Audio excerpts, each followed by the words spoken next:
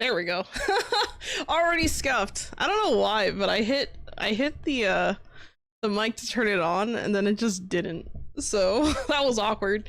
Anyway, hello and welcome. Today is August 5th, 2025. And on today's stream, we will be engaging in our usual ritual of the one, the many, Trailer Tuesday. So, yeah, today is gonna be pretty chill. We're gonna do Trailer Tuesday. It's been a couple weeks because I took off last week, but I'm glad to be back. So definitely going to have a good one this time. I have about 20 trailers, I think, that were suggested to me that, you know, I kind of pulled from the list, if that makes sense. So yeah, we're gonna go through them. I've never watched any of these, and I don't know what most of them are even about. So yeah, that'll be interesting. Hello, Amusa, thank you so much for the lurk. Hello, Spidey, welcome to the chat. How you doing? Hope you're doing well. Yeah, so I've been chilling a little bit today just because I've been busy with a bunch of other stuff, but overall, I have some things working on the background, or things I've been working on in the background, I should say. And a lot of those things are kind of interesting and exciting, so hopefully you guys like them once it eventually becomes a thing. I'm like dying to tell you guys what it is, but I'm not gonna tell you guys what it is. So y'all have to be patient, okay? I'm working on it. And yes, I'll give you a hint. Yes, it is V-Rising related, so it's gonna be an interesting thing. But I'm not gonna tell you what it is. Hello, Bad Shooter Fast Runner. Hello, Angel Degen. Hello, DBS Zeno. Hello, Catchy Kochu. And hello, Majin Droider Rinsu. Welcome to the chat, guys. Welcome to Trailer Tuesday. Super excited. But yeah, I honestly, like, I feel like Tuesdays are probably like my favorite streams just because I always get like the weirdest trailers to react to. And then at the same time, I get to kind of see or find out about games that maybe I wasn't privy to, or things that I just didn't know about that maybe I would like to play eventually. So yeah, super exciting, super cool. And I do look forward to it. All right, so, on our list today, we have Floralis official gameplay trailer, Adventure of Samsara official release date trailer, Vlad Circus Curse of Asmodeus official release date trailer, Posey announcement trailer, Fate Keeper official gameplay trailer. Oh, sorry, gameplay announcement trailer. Godbreakers official reveal trailer, Monster Hunter Stories 3 Twisted Reflection announcement trailer, Chillin' by the Fire official launch trailer, Slackjaw official release date trailer, Darksiders 4 official announcement trailer, Ragnarok Online 3 first full gameplay trailer released, Car Park Capital official announcement trailer, SpongeBob SquarePants Titans of the Tide official announcement trailer, new Virtua Fighter Project gameplay reveal trailer, Umamusume? I hope I said that right. Pretty Derby, Inzoi Prologue to Kaya, Code Violet release date announcement trailer, Recreation official trailer, and Frostliner official announcement trailer. So there's a lot of official announcement trailer, teaser trailer kind of stuff going on. So it looks like we have quite a list of things that are kind of all over the place. Code Violet again, let's see. When I saw that on the list, I was like, I can't just not look at this train wreck. I don't know. The first trailer was terrible. I mean, it was like laughably bad. The second trailer was yikes. So I'm hoping the third trailer's better. I don't know. I watch these things for you guys. All right, I'll take one for the team. Oh, of course. But yeah, it's kind of hard to get through some of these trailers sometimes when they're that bad. I mean, Code Violet was like, it was so bad it was memorable. Like the first trailer with the spaghetti legs was literally just so bad. I can't. I'm still laughing thinking about it. This is the launch one, right? So hopefully, yeah, I hope so. All right, well, let's try, well, that's not until later. And I think that, the only game on here other than Code Violet that I recognized was, you know, the Monster Hunter thingy, whatever. I don't know much about Monster Hunter. The SpongeBob SquarePants one, I didn't even know they were coming out with this game. There was another game that came out before this one called Cosmic Shake, which I did not play, but I was very tempted to play it. I just need to find a good time to buy it. Honestly, I just need that spare change so I can justify the purchase and be like, yes, this is my time to play this game. But yeah, I didn't even know this was coming out. The Inzoi Prologue to Kaya thing, I'm pretty excited about. I've been kind of popping in and out of Inzoi. I played a little bit over my break, over my vacation. I didn't do much, but I was doing a lot of character creation kind of stuff and also a little bit of building because I wanted to see some of the changes they made to the building system. Honestly, I think it still has a ways to go when it comes to the, you know, building inputs and stuff like that. I actually put in some suggestions for that, but I think I might, I don't know. Part of me is kind of like, and you guys let me know what you think, but part of me is kind of debating if I should make a video going over just the building system in Inzoi and explaining why I think it's bad and how it can be fixed. I don't know if that's like too much. I don't know if you guys would even care to watch that. I have no idea. You guys let me know because I have some ideas, but I guess that's a thing. And then of course Code Violet, the train wreck that it once was, hopefully isn't still, but we'll see. All right, so let's get right into it. We're going to start off with Floralis official gameplay trailer. Let me know if the volume is too low, guys. I'm just going to kind of play it like normal and hopefully everything looks good. All right, here we go.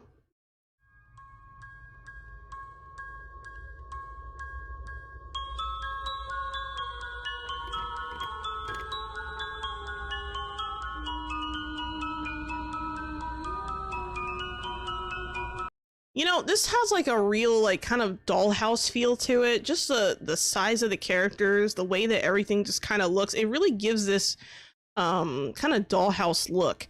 What I find interesting is that if you look at the sweaters, right? Like if we go back to the previous frame here.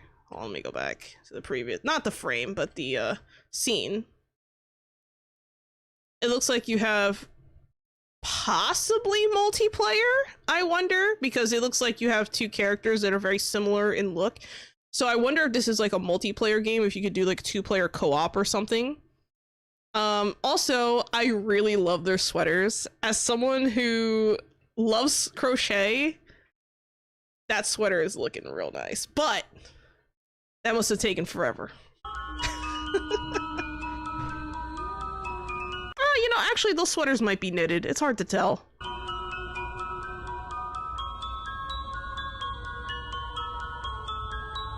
Wow, look at the vibes. It definitely gives the creepy, eerie vibes.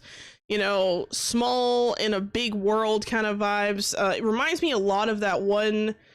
oh, crap. I can't remember the name of that other similar looking game that was kind of like this. It had the similar vibe where it was like Pinocchio or whatever. I can't remember what it was called, but it's interesting. The dolls and the creepy music, yeah, it definitely works. You see potential. Hello, Mr. Pied, welcome to the chat. And also, hello, you read your curse. And hello, Angel, welcome to the chat. And what did you do? I hope I didn't miss anyone. All right, so continuing.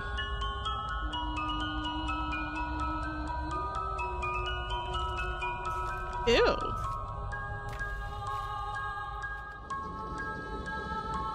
Okay, so it looks like there might be some puzzles and platforming going on here.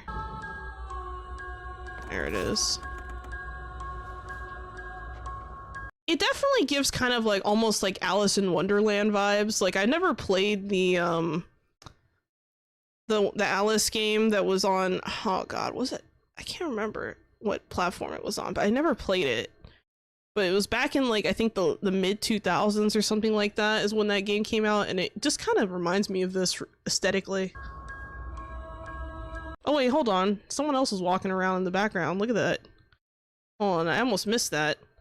So we have the one character sliding down, but look in the background. Like look up here. Who's that? Who is this? I don't know if that's another character or if it's like someone following you or what. Like, I don't know. The environment kind of throws me off too because it's so like, it's so rich with shrubbery, but it's all like almost, I don't know, that's not the word I want to use. It's like decayed, but not decayed, but kind of like moonlit growth kind of plant life. I don't know. It's hard to explain, but it's very eerie. You have what looks like a hand in the upper right hand side. There it is. Oh. Creepy. Yeah, with that tiny door there, it kind of definitely reminds me of like, gives me like Alice in Wonderland vibes for sure. I mean, just the whole vibe of that, but at the same time, you know, I really like the design of the character. It's super simple, and I like the sweater. It makes me feel warm, even if it's cold. Uh-oh, we almost saw their face. Floralis demo coming in August. Wow, on Steam and Xbox. Nice. I should have read the description. I totally forgot to read it. Let me read the description real quick. It says, here's your look at the world and gameplay of Floralis in the trailer for the upcoming narrative-driven puzzle platformer game set in the world where plants have evolved into predators. In Floralis, take on the role of one of two girls born from a tree. When one of them disappears, the other has to journey into the ruins of human civilization to find both her sibling and the truth behind their shared birth. Ooh. Ooh. Okay. All right. Yeah, I like this. This is a cool one. This is a cool one. Actually, you know what? Let me add this to my wish list, actually, because this might be a fun one to try out. Because, I mean, the demo's coming out in August, which, I mean, it's August now, so... Whoops, let me see. I'm gonna follow the page. How about that? Add to wish list. Follow page. Got it. Very nice. It's a good start. This is a promising one, I think. I like what I'm seeing. Alright, next we have Adventure of Samsara, official release date trailer. Take a look at the release date trailer for Adventure of Samsara, a 2D pixel art platforming exploration Metroidvania game developed by Ilex Games.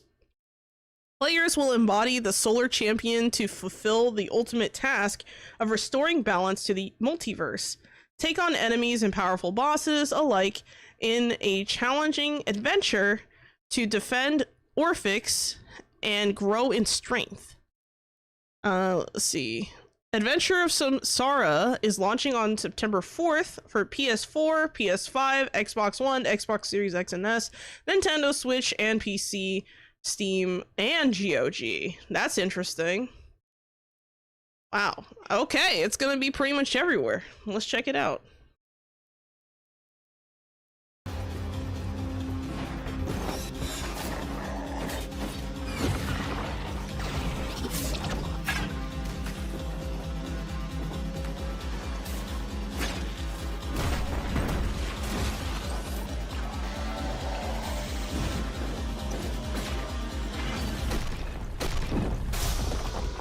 You know, just the way that it's showcased already, like in the very beginning, it makes me kind of think this game might be a little bit more challenging, per se. Like my first thought was, what is the difficulty level of this game? You know, we'll see.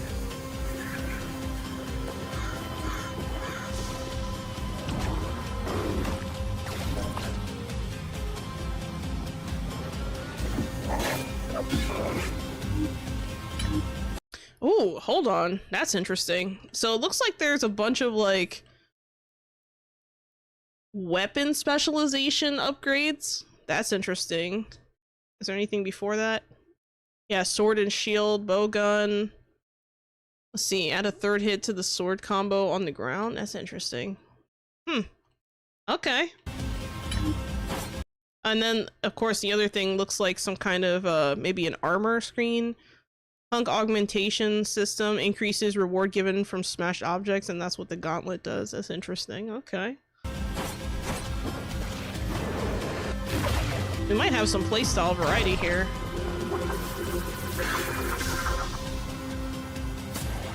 Spend their Warfix.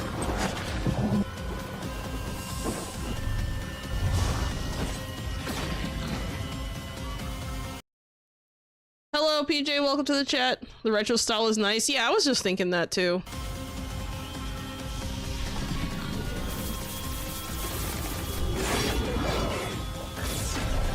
You know, it's weird because the character kind of gives this, like...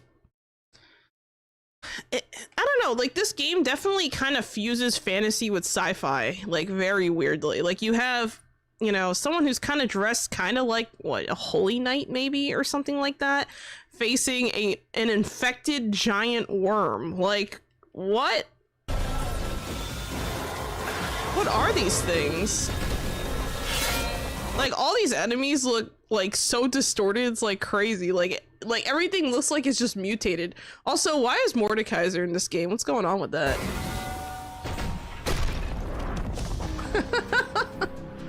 Nice.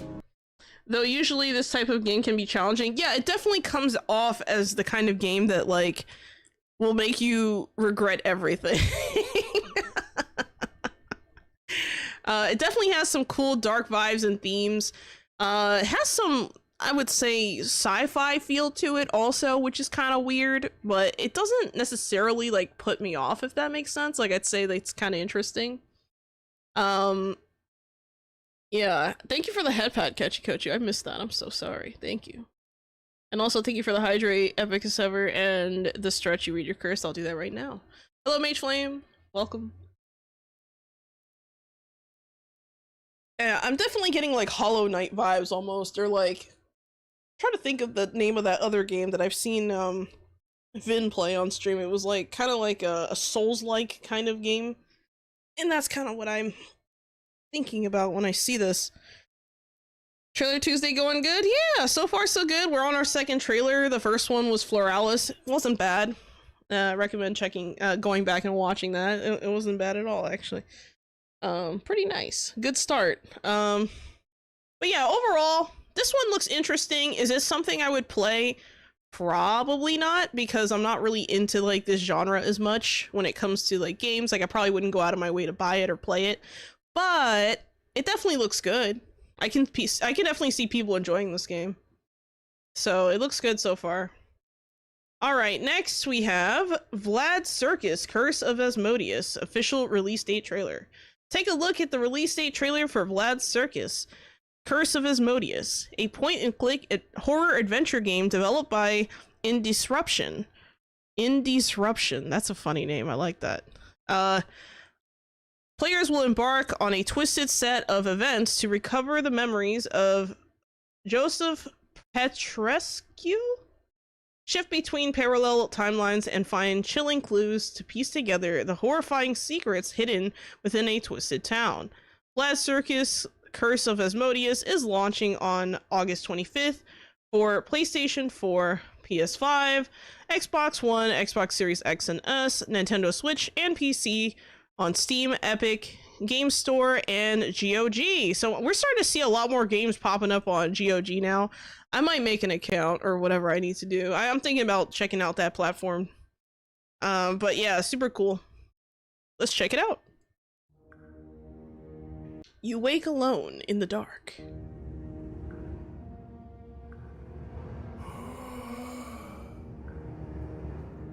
Riddled with pain, your face disfigured.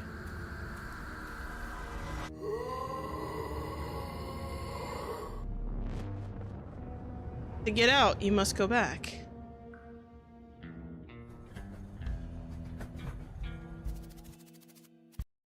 I'm here looking for Vlad Circus. Have you seen it? Oh, hold on a second. There's a I know there's a circus hanging around outside of San Reno.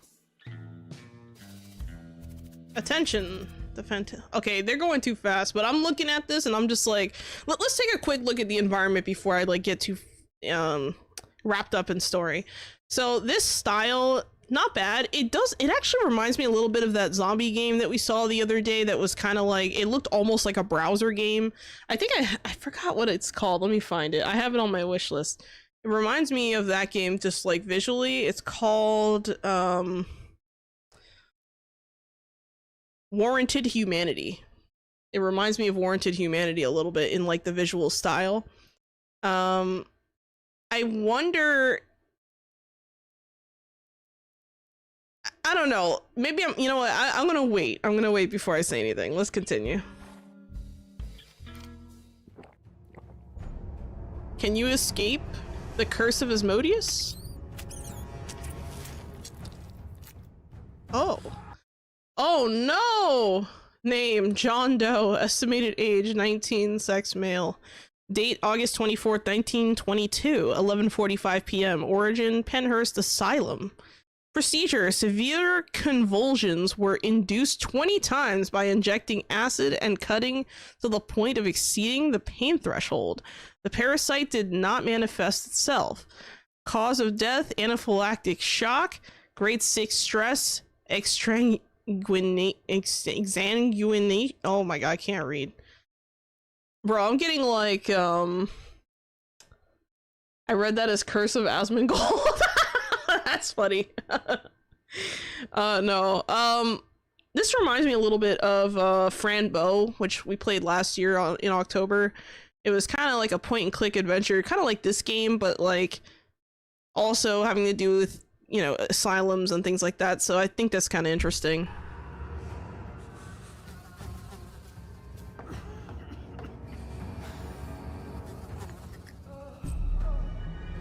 Creature from hell. Asmodeus is born from the cold of hell and corruption, and in the form of a demonic parasite, he dwells in the land of men. Bear in mind, this demon sees with 1,000 eyes and crawls on the ground. Oh god. In sleep, he enters through the ears and multiplies, spawning his disgusting offspring. Ew. Be vigilant, O mortals, for in every shadow, in every reflection, in every thought, lurks the demon of madness.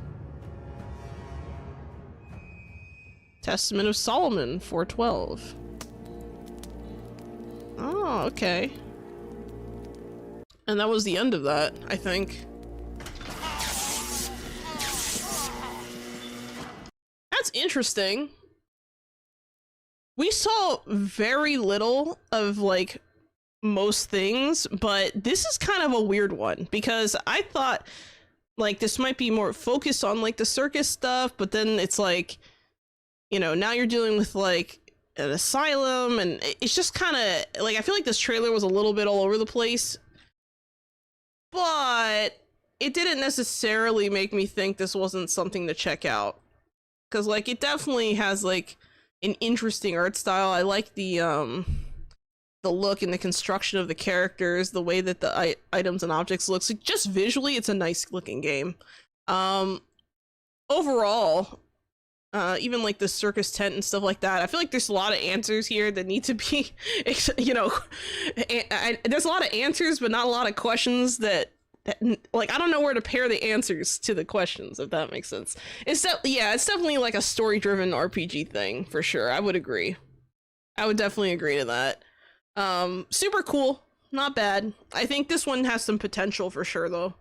Would I play it? Maybe. I actually already have some plans as far as like what games I want to play in October, though. I have a few lined up that I've already purchased in preparation. So you guys might enjoy those too. And it kind of reminds me a lot of this one. It's kind of similar in the format. So maybe this will be a one to check out at some point. All right, next we have Hosey announcement trailer. Introducing Hosey. In the new cozy renovation and cleaning game, you'll be tasked with transforming once chaotic spaces into perfect homes. Clean, repair, and decorate neglected properties to bring your neighborhood back to life. All right, let's check it out.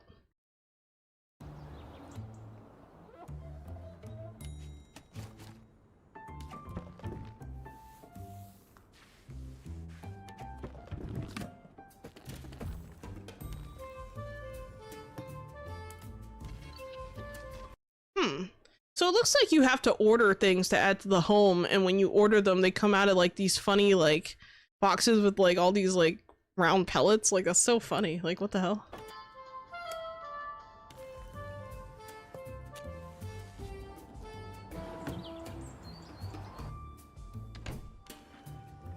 Back to the drawing table, I see.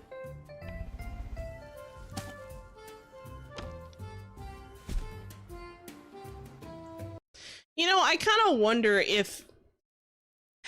I don't know. What makes this game stand out to me is the fact that it doesn't show a house that is, like, just a square.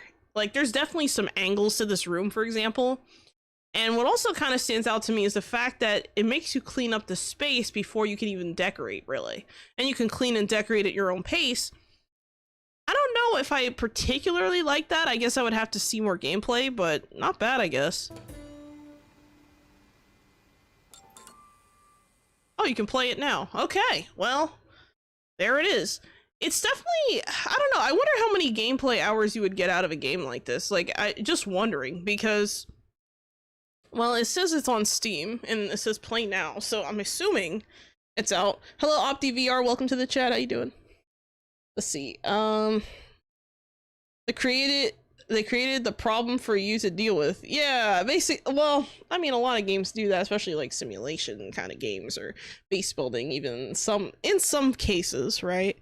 If I look at the Steam store, and I type in Cozy, let's see what pops up. I wonder, because apparently this game is already out. I'll do some research real quick. Apparently this game, oh, it's to be announced. What the hell? Oh, there's a playtest for the game. Okay, I'll join the playtest. How about that? There.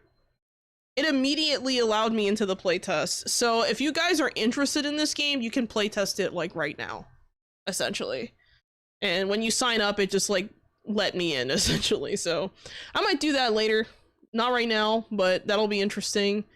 So yeah, I guess that's what they meant by play now. They just have a playtest. I didn't realize this was a, because this says Hosey announcement trailer, but it doesn't say playtest trailer. So I was like, huh, what do you mean play now?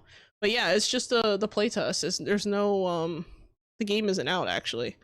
Hosey like house plus cozy. Yeah, definitely.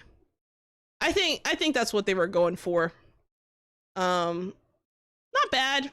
The music's all right. The, you know, the layout's a little weird and questionable, but I'll take it. Not bad. This might be a fun one to try out. It depends on like what kind of game they're really going for with this. All right, here we go. Next we have Fate Keeper. Official gameplay announcement trailer. Check out the gameplay announcement trailer for Fate Keeper, a first-person melee-based action RPG developed by Paraglacial.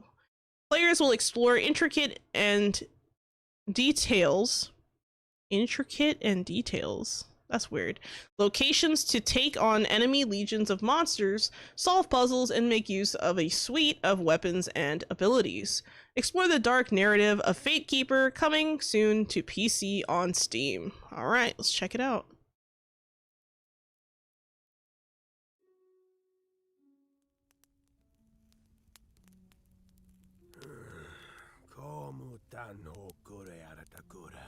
Okay, so they're speaking a language I do not recognize, and so I shall read the subtitles out loud for your listening pleasure.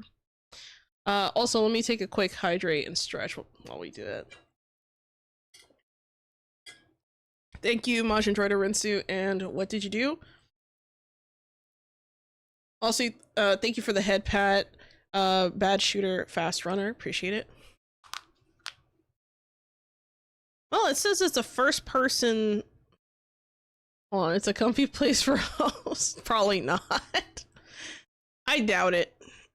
Let's see. Wait, hold on. Let me double check that. First person melee based action RPG. That's what it's supposed to be. That's what the description says. So this might be, I think this might be part of the RPG of the story or whatever. All right. So this character is saying our people were not prepared for the realm above. Also, hello, Eloquent. Welcome to the chat.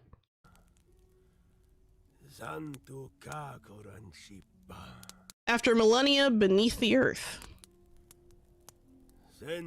first came the religious cults. Sun, moon, clouds. Every cursed object in the firmament. And at last our forgotten kin. A grotesque host led by their self-proclaimed god.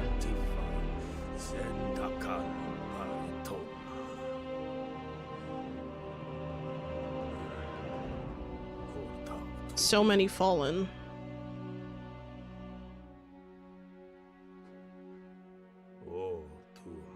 And then you came, druids, you call yourselves.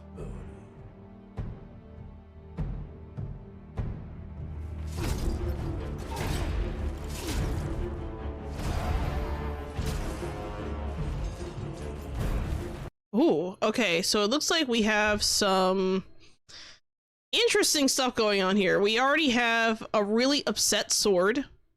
No, I'm kidding. The sword's not upset. It's just the face on the sword looks upset.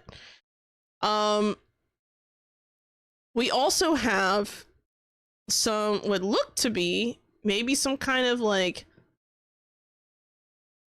I don't want to say it's magic because I'm not entirely sure, but there was definitely some lifting of objects. Is this like wind magic? What is that? Like it's hard to tell. It's hard to tell.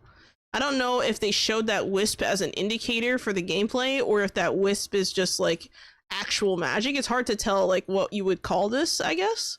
I don't know. First person hack and slash? I'm not sure. We will see. Yeah, see, there's like a gust of wind. Countless trials lie ahead.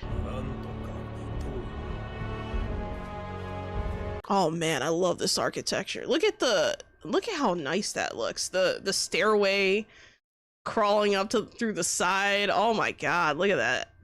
You just kind of going up the little slithery part. If you slip on that, you dying. You are dead. But yeah, look, I mean, I really like this. This is so cool. I know it's like broken and stuff, but I really like the architecture I'm seeing. It's interesting.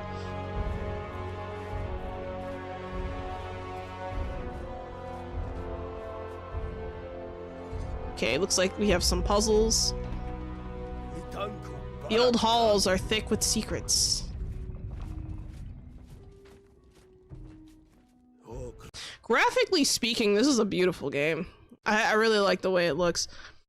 Anyway, and beneath the beasts from the deep, scourge of our kind since time began.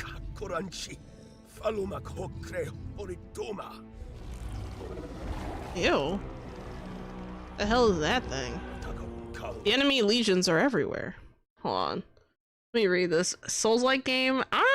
It didn't come off to me as Souls-like. It looks kind of more like, I wouldn't say Souls-like. I didn't get Souls-like vibes watching the enemies just yet. Let's see. Cranky Baby Longsword, you're not wrong. From what the title I can hear, it sounds Nordic Danish, maybe? Oh, maybe. Not really sure. Force push? Yeah, it's a force push. Beginnings of the Jedi, like yeah, like kind of like Skyrim, I would say. Like just visually, like I haven't played Skyrim, but visually it does kind of remind me of that. Yeah, I think that's probably it.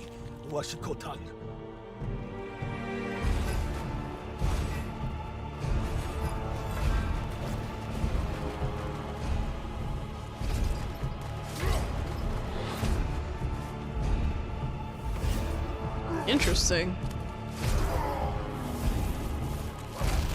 I mean, the question I would have is there a condition for flinging enemies like that? Like, if you can lift enemies to your heart's content, is that, like, because, okay, so if we look at the lower left-hand corner of the screen here, there is a, kind of like an air symbol.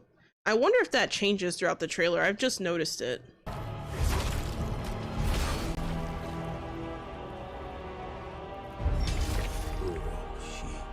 Is there yet hope?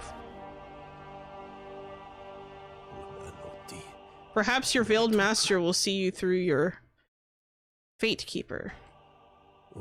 Oh, I read that wrong. Perhaps your veiled master will see you through. Your fate keeper.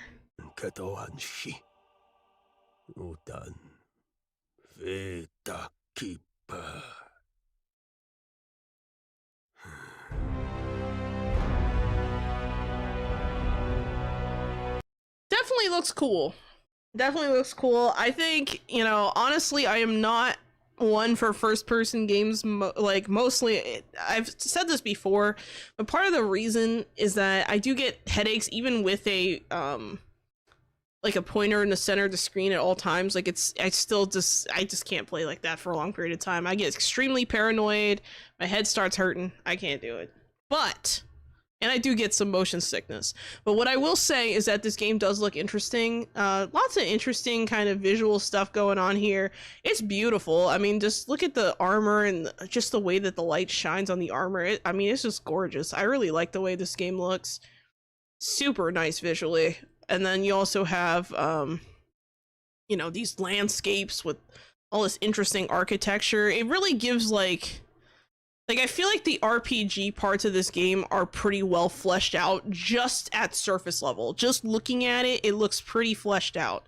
So this might be a game to possibly look at for some people. I mean, even the enemies look kind of weird. Like, look at that thing. Like, what the hell is that thing? I mean, it just looks interesting. Like, there's just seems to be a lot going on. You have some puzzle stuff going on. I mean, I don't know. This might be a fun one for people to try out. This one might, I don't know. I doubt I would play this game just because, like I said, I'm not really one for first person, but if that didn't really bother me as much, I probably would pick this one up. Just based on everything else, I would probably pick this one up because it just has a lot of these elements that I really enjoy. Like, it has the dark fantasy feel, but it's also kind of bloody and gory, but, you know, just enough, you know, RPG elements and things like that. I like this. I like this a lot, actually. I think this is a good one potentially to try out. So I'll give that one a thumbs up. Next we have Godbreakers official reveal trailer.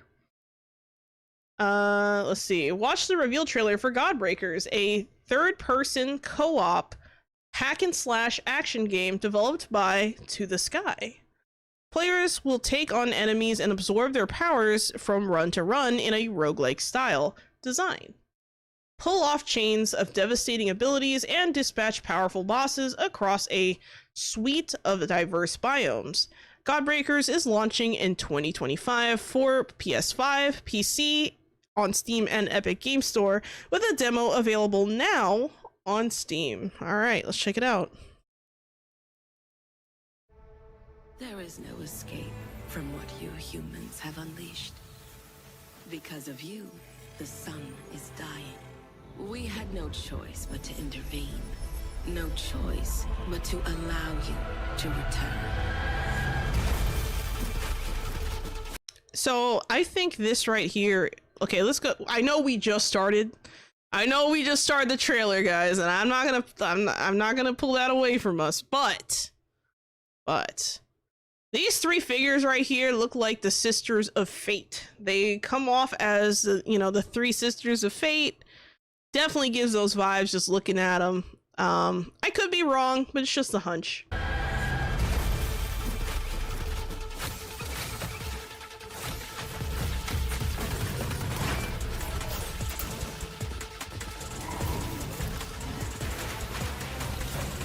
Remember that you don't have to fight this alone.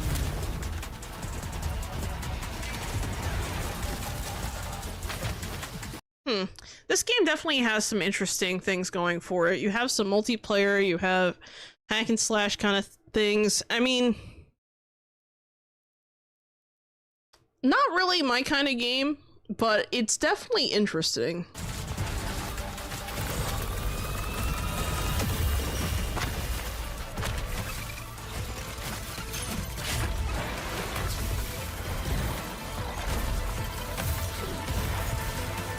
I think what makes this game stand out is that whenever and I'm glad I froze it here, whenever the characters attack, like, you can see it's almost like an ink swipe, you know. Look at that motion, the fluidity of that motion, just It looks like a paintbrush. Kind of reminds me a little bit of like Okami when you do like the paintbrush stuff. Look at that. Interesting. And I also like that there's, you know, I don't know, like the world is like super bright and maybe slightly oversaturated, but it's not like gross. You know what I mean? Like there's a lot of games out there that have like a color balance that's just like way out there and I'm like, oh my god, that's awful. But this one is actually not that bad. Your characters look the same except for the weapons. See, characters look like practice dummies. They do look like practice dummies. That's a good point. Not sure about the looks though, but that might be the case.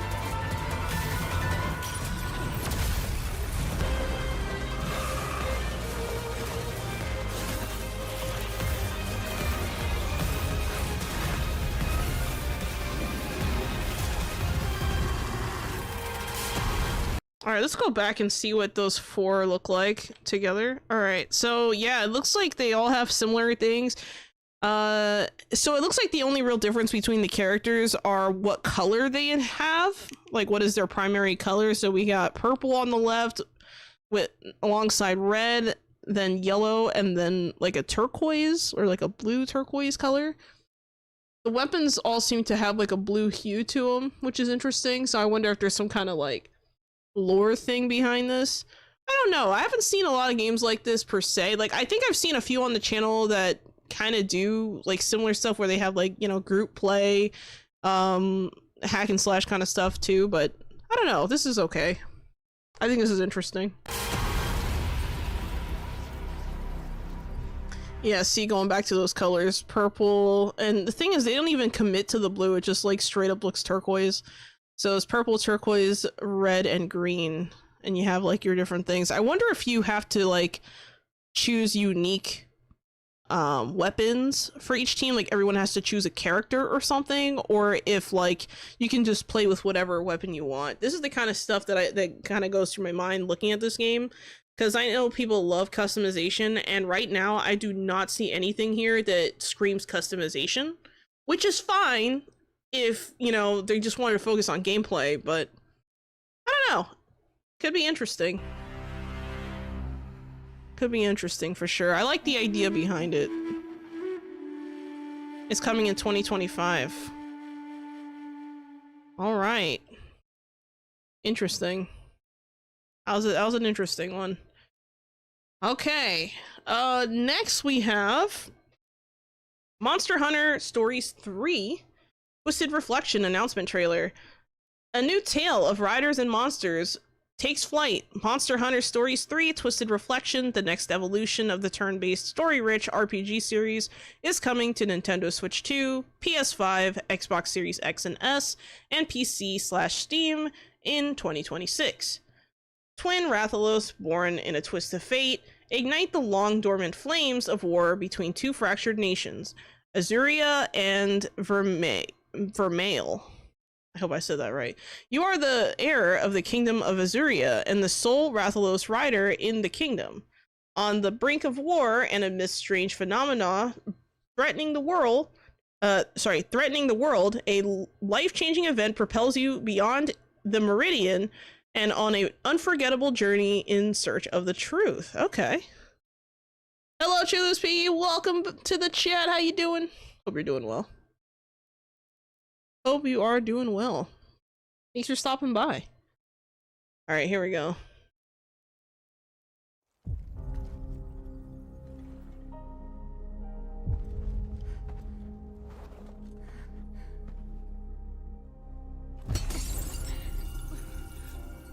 You know, for a Monster Hunter game to have such a different art style than like Monster Hunter World or that other one that came out a while ago, it definitely it's kind of shocking to me because I don't know much about the Monster Hunter series. So I don't know, it's kind of weird to see that.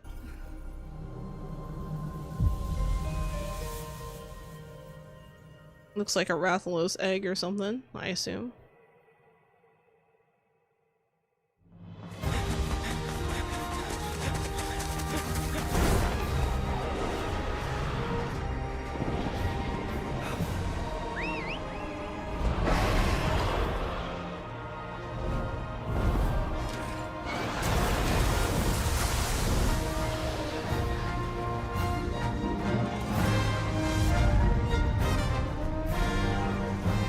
I mean, it looks beautiful. I like the that's a cool scene. That's definitely memorable. I like that. Our ignorance is proof. The stories, I think, share this art style. Monster Hunter Stories. Yeah, I didn't know that Monster Hunter Stories was a thing. Like, like when I see Monster Hunter Stories 3, I'm like, what? A what now? A 3? Like, I didn't even know. Like, that's crazy. Fatal. The encroachment threatens to drive our people out of house and home.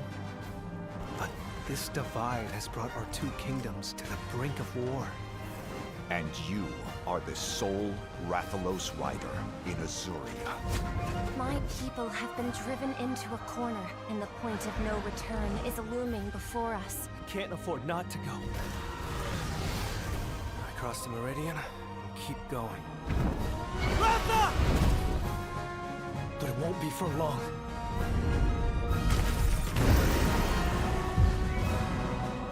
You know, I don't know if any of these characters are like returning characters or characters, because remember, this is the third game, I guess, in the series for Monster Hunter Stories. But I gotta say, like, they chose a very, like, for the main character, if this guy's like the main character, he's definitely very basic in design. He doesn't really stand out to me. Like, I look at him and I'm like, he could have been a side character, you know what I mean? Like, I don't know. Usually, like, when a character is like the main character of a game, they really stand out. They usually have like a signature haircut or something kind of like unique about them, like a tattoo or like some kind of like markings, or maybe their facial expressions are kind of a certain way. So I don't know. Won't be for long. You know what? You know what this reminds me of? This actually kind of reminds me of like FF14 with like the Warrior of Light when he comes out in those cutscenes, especially for Shadowbringers. If you guys remember the Shadowbringers cutscene, trailer, kind of reminds me of that, where he just kind of has like, yeah, generic guy vibes. You know, like he doesn't look special, but he does special things. It's kind of funny.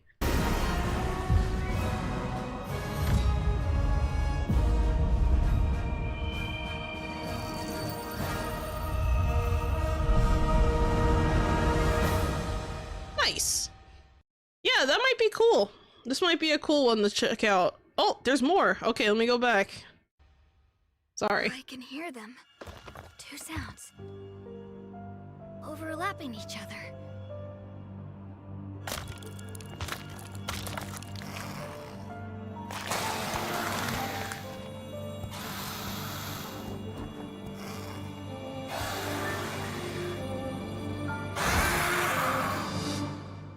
$2026. All right. Well, there we go. Hello, Prince Romy Rome 9. Welcome to the chat. How you doing? Let's see. Maybe some of the monsters, I think. Maybe it's your character and you get to customize it. I hope so. I really hope so, because they look so basic. I'm just like, oh man. Like, I don't know, maybe it's just me, maybe I'm being nitpicky, but like, it definitely gives that generic placeholder character here vibes, for sure. That's very possible. I have no idea. I've never played these games, so overall, I really like just the visuals of this game. Very nice looking. You could definitely tell it's very story-driven kind of game, very focused on, you know, RPG elements and things like that. Lots of political stuff going on. So if you like that kind of stuff, this might be a good game to try out. I forgot what it's gonna be on. Oh, it's gonna be on pretty much every platform, and it's gonna be on Steam in 2026. So looks like there is a PC version. Hopefully it's better than I doubt it's gonna be, you know, as bad performance-wise as the other games we've seen from the Monster Hunter series, but you know, that's besides the point. Not bad at all. And yeah, might be cool. All right, next we have Chillin' by the Fire, official launch trailer. Take a look at the low poly cozy campfire game Chillin' by the Fire, developed by Oink Games. Oh, I love that name. Players will gather around a virtual campfire that requires the building and maintaining of them across diverse locales such as a beach, forest, or snowy mountaintop. Chillin' by the Fire is launching on July 31st for Nintendo Switch 2. You want to send some more trailers? Well, actually, usually when I do trailers, I put up a post over on the YouTube side that has like, it basically asks like what trailers should I react to. I've already pulled the trailers for today, so I'm probably not gonna pull more depending on how we do on time. But maybe next week, because I do this every week, every Tuesday, if you're interested. All right, here we go. So we have, oh yeah, Nintendo Switch 2, I guess. All right, let's see. A cozy campfire is calling. Calling all camping enthusiasts. Build campfires in this cozy fire building sim. Chop wood. Arrange the pieces. Then light them up. But if you don't fuel the flames properly, they'll fizzle out. To stoke your campfire, place logs based on the fire's strength. Let enough oxygen flow through and maintain the right amount of heat. Don't let wet logs dampen your fire. Dry them before tossing them in the flames. And when you want to create an even bigger fire, just blow on it. Sometimes, though... Wait a second. What? What? Wait. You gotta do what now? Hold on, let's go back. Let's watch this again. It looks like they're using like almost chopsticks to put, it looks like a dinner plate. It looks like a dinner plate and they're using like chopsticks to like put the logs in. That's so weird. Don't let wet logs dampen your fire. Dry them before tossing them in the flames. And when you want to create an even bigger fire, just blow on it. Sometimes, though, a little patience is all you need. So roast some marshmallows or set off fireworks to light up the sky. You can also get the flames going in rainy or snowy conditions. But try mastering your campfire making skills first. It literally looks like a food plate. Like it looks like you're cooking food and you're just putting, like, bro, what? That is so weird. And so it does look more like a VR game. With a compatible USB camera, you can enjoy each other's company. Why do you need people's faces at the campfire? That's so weird. Around the campfire. You might even strike up some interesting conversations. Relax and stay a while. When Chillin' by the Fire sparks to life on Nintendo Switch 2 later today. Honestly, I have no idea what to expect from this game. It literally looks like you're taking it. Okay. Let me slow down. I'm about to roast this trailer. Roast, okay? And yes, the pun is intended. This is one of the weirdest trailers I have, like, okay, we've seen a lot of weird shit, right? Like, you guys have suggested a lot of weird shit that I've seen. This has to take the cake for the most confusing thing I've ever watched. Because I'm literally sitting here and I'm like, it looks like chopsticks. Like, it looks like they're just, it's like they're taking like little like sausages or something and putting it like in the, that's what it looks like to me. And I'm looking at it, I'm like, what the fuck? It looks like a dinner plate with chopsticks. It looks like a dinner plate with chopsticks. I don't see the purpose in this. Like, you know what this game is to me? You know what I feel like this is? Remember like back in like the days when the Wii U first came out, or like the Wii came out and everyone was, not the Wii U, but the Wii, and people were like, oh my god, look at the motion thingy, and everyone thought that these like motion controllers and stuff were like the thing, right? They were like, oh, this is the next big thing. And then before you know it, Sony started making these kind of interface things, Xbox started making these interface things, and it was like this whole fad, right? This kind of reminds me of that. Like, it almost feels like a game that was made to showcase the device rather than to be a game. Like, it's almost like this game to me comes off like a demo. It doesn't come off like an actual like And I know that's like, look, I'm just gonna roast it. This looks like a demo that is like the kind that you get when you open up your gaming system. Back in the old days, you used to get like a PlayStation, and you open it up, and all of a sudden, oh look, there's a demo disc inside, and that was like your first games that you got to play. This is what this reminds me of. Naming this one a game is pushing it, actually. Wow. What's the point of this? Looks dumb to me. Looks more like a VR game. I do agree it does look more like a VR game. The title intrigued me, but it's meh. Yeah, like... Chilling by the fire, like, what can you really do? Like, I know they showcased a few things you can do, but this just doesn't look fun. Like, it just doesn't have, like, what are the real objectives? Oh, I'm just gonna light a flame? Is there an existential crisis that occurs if I don't light that flame? Do aliens pop out of the sky and just eat me alive if I don't light that flame? No, I don't think so. I doubt it. Even as a demo, this seems outdated. It feels like the kind of game that, like...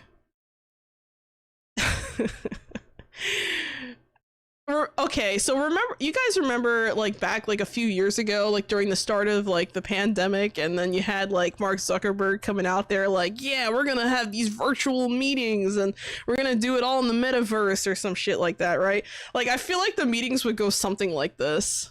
I feel like this would be like a team building exercise.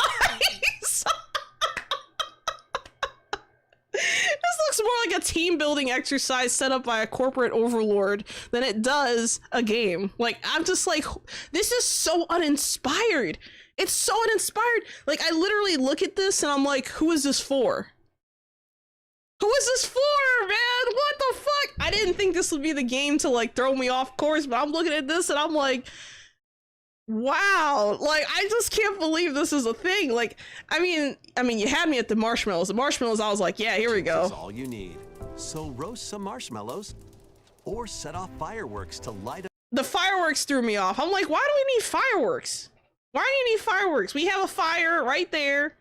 What are the fireworks supposed to do? Right? Like, I don't know, man. It's not even like the kind of game that I would say is like an AFK kind of game, because it looks like you have to actively be there affecting the flame. It's just lame, dude. I don't get it. Fire isn't even impressive. Oh my god. This is the kind of game you got as a free disc with an issue of PC Gamer magazine? Damn! Damn, eloquent! That's pretty bad. That's funny. This is what they made as a replacement for Zoom calls? Yes! Yes, I think that, you know what, you read your curse, I think you're on the money. I think that's really what this is. This is what this reminds me of. Like, this would have been, like, had this game come out, like, at the start of, like, the pandemic, I think people would be like, oh yeah, we need this in our lives. But now that that whole era is kind of over, for the most part, this game has like no purpose. Like, what is the purpose of this game? I'm gonna sit by the fire but with my friends? What? Hell, I could play like some other game and sit by a fire with my friends and then have more content than this. This is crazy. I mean, I know we only saw, this is the official launch trailer. This isn't even a teaser, and it feels like a demo teaser. That's what it feels like. I'm just like, it just blew my mind. I can't. This one, nah. Oh my god, it did get ratioed. Let's see. All right, let's check this one out. Our ancestors are turning in their graves. The comment section never disappoints. This game is the sole reason why I bought a Switch 2. What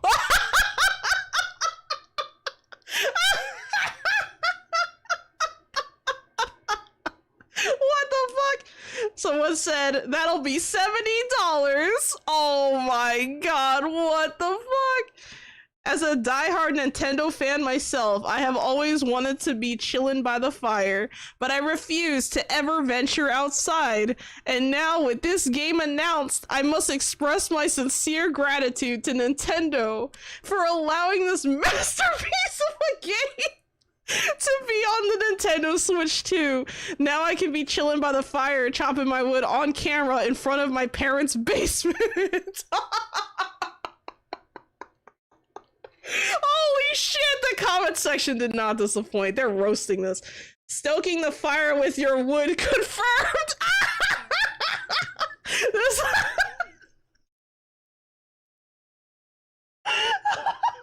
what the fuck? Oh, these comments have me rolling. I imagine the interesting conversation would go something like, what the fuck are we doing? Want to play Mario Kart instead? Oh my god! We got campfire simulator before GTA 6. Oh my god! Let's gather around the campfire and sing our campfire song. Oh my god, I love it. Love the SpongeBob reference. This kind of reminds me of that Meta Horizons VR hangout. I've never played Meta Horizons. I have no idea what that is. Meta Horizons? I have no idea what that is.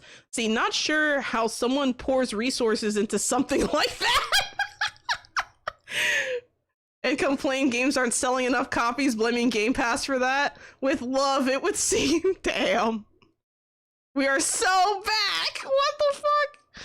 This is such a stupid idea, but the massive, bulbous faces floating around the campfire are hilarious. Hot take, game of the year for 2025. Oh my god. This is crazy. Oh my god. Okay, let's read this last one. Dear bots, you've exposed yourself. Dear the people, how dare you insult this obvious peak? I will be paying the 12 quid for this, and I implore you to do the same. The state of gaming 2025 is disgraceful. That is... Wow. I think they use this for therapy sessions. Bro, I'm gonna need therapy after this session. Fuck, after seeing this. I can't, man. Oh. God damn. Now I can use the Switch 2 power for this game. You gonna play this game in 4K? What time, Epic? Want a campfire? We have campfire at home. Oh, that's bad. Wow, I've never seen such an uninspired, like, I can't even call it a game. It's really just like an activity. It doesn't feel like a game to me. There's no, like, you level, but what does the leveling actually do? Like, do you just, like, I don't know, do you feel like an overwhelming sense of accomplishment? Is this going to inject copium into my veins? Like, what is this? Like, I don't... Oh, I can't. This is just troll. Whoever suggested this one, that's funny. I had a good laugh. What the fuck? All right, I'm gonna take a quick maybe 10-minute break or so, and then I'm going to come back and we will continue our Trailer Tuesday adventure. So yeah. Oh, but before I go, thank you for the hydrate, epic sever, and the stretch. You read your curse. Thank you for the headpat, Catchy Kochi. That was very kind of you. Let me do a quick stretch. All right, and I will be... Well, hold on, let me read this real quick. It's like a survival game, but they ran out of money or everyone died before they got any further. Holy shit. Yeah, it definitely feels that way. All right, guys, I'll be right back. Maybe grab a snack or something. Enjoy.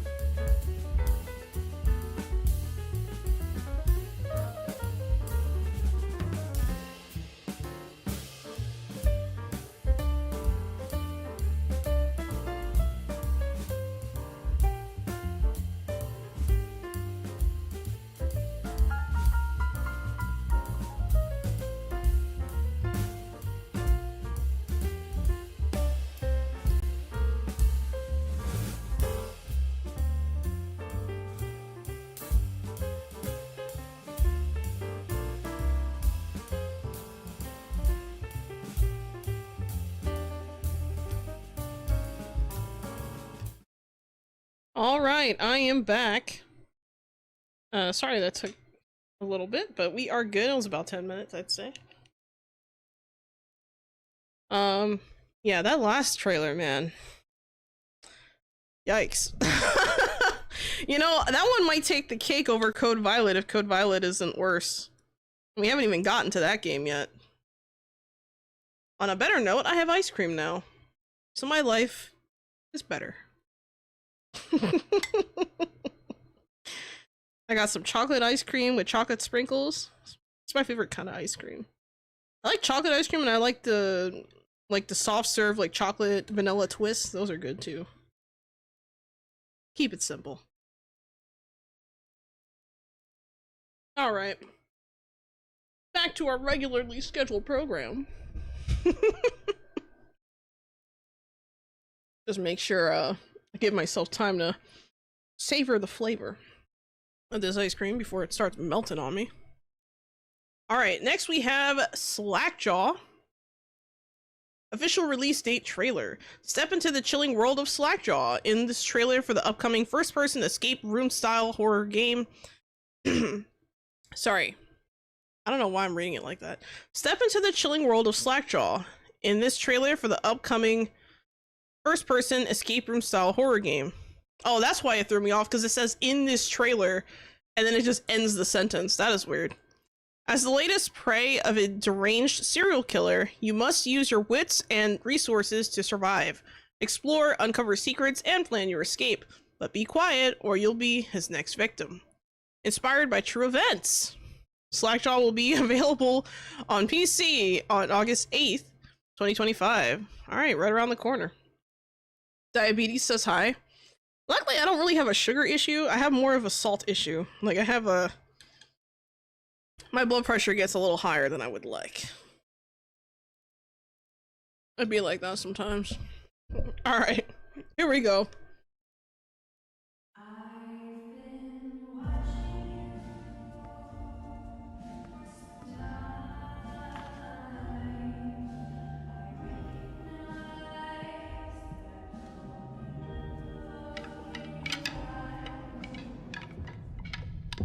Oh?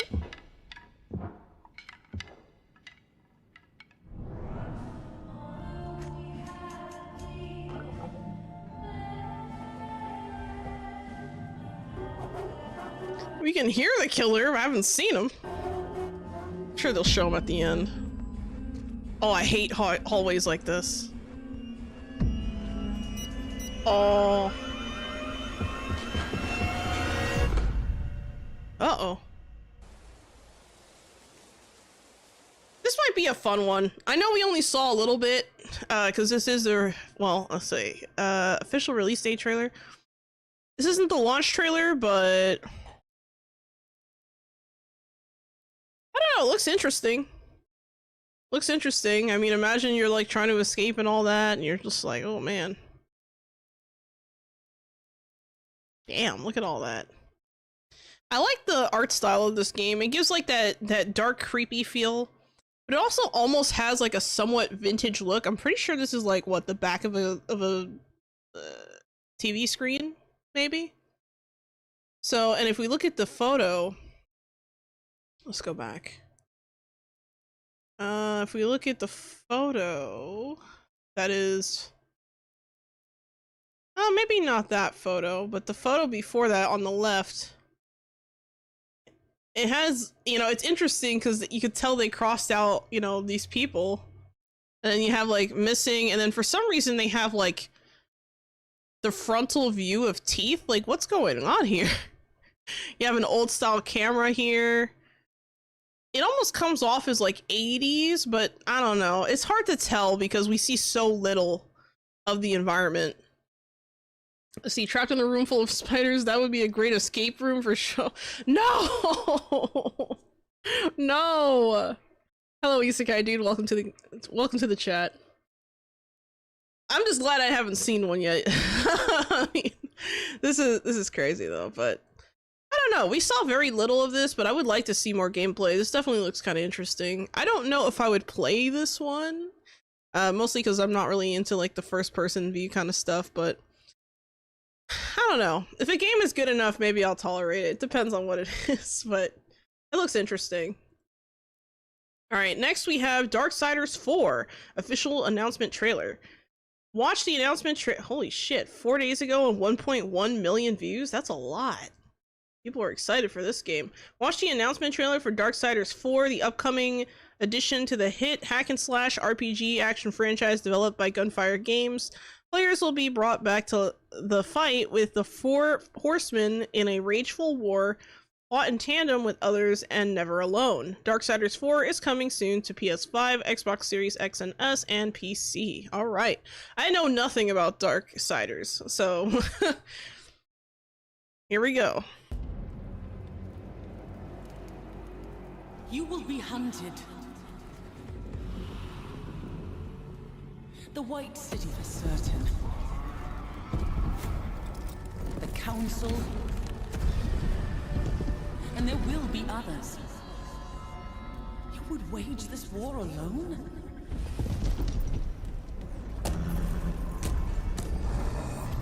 No. Not alone.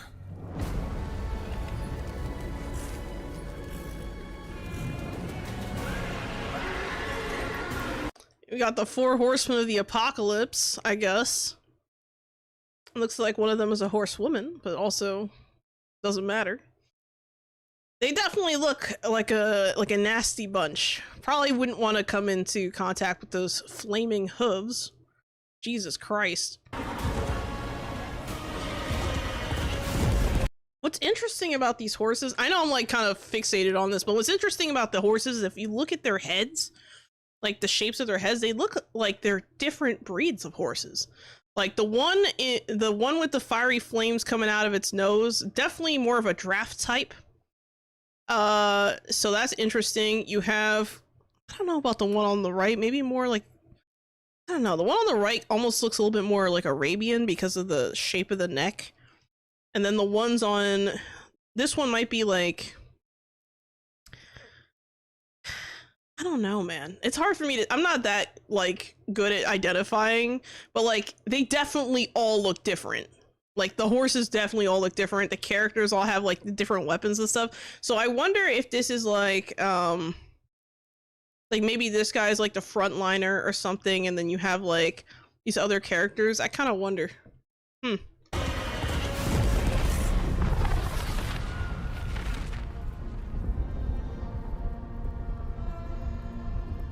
All right.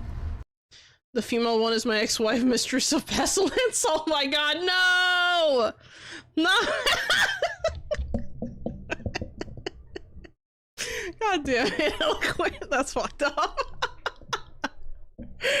Oh my god. Wow. Yeah, I don't know. This is an interesting one, and this was supposed to be a hack-and-slash RPG action game. Interesting. I'd like to see some gameplay for this. People definitely seem really hyped and excited about this. The fact that it already has over 1 million views in like 4 days is like insane. Even for IGN, that's insane. That's pretty crazy. So this game, what are people saying? It's been 84 years. Has it really? And the other, let's see, and the number of writers shall ever be 4. We are so fucking back. Finally, the four horsemen together. We are finally getting our sequel. Damn.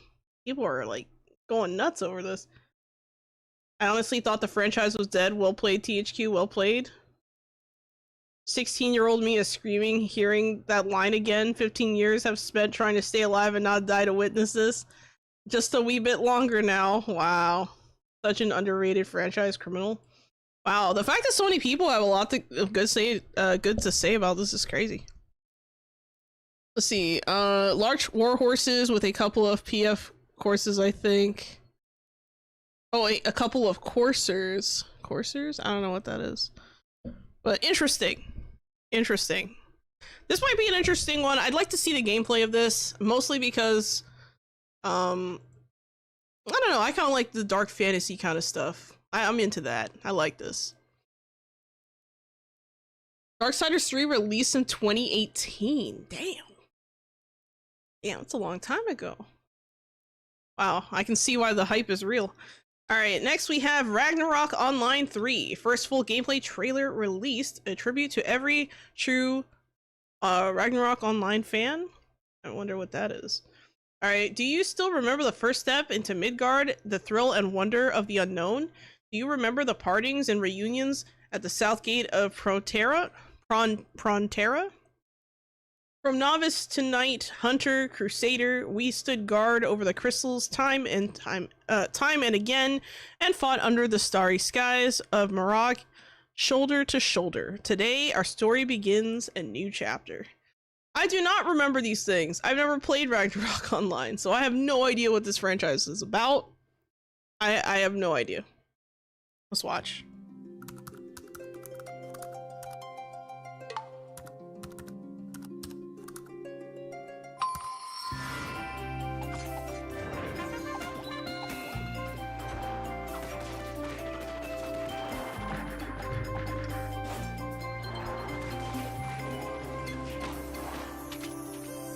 Is this like an MMO? Is this like, it kind of reminds me a little bit of something kind of like Maple Story almost, like in just like the art style a little bit, but not totally. It is an MMO? Okay.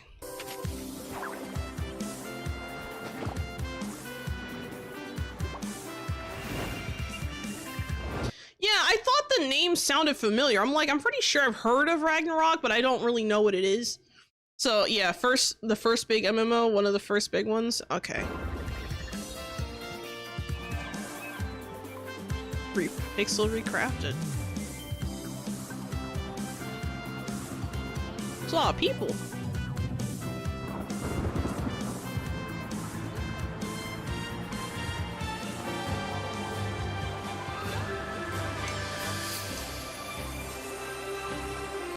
Is he riding a chocobo? What is that?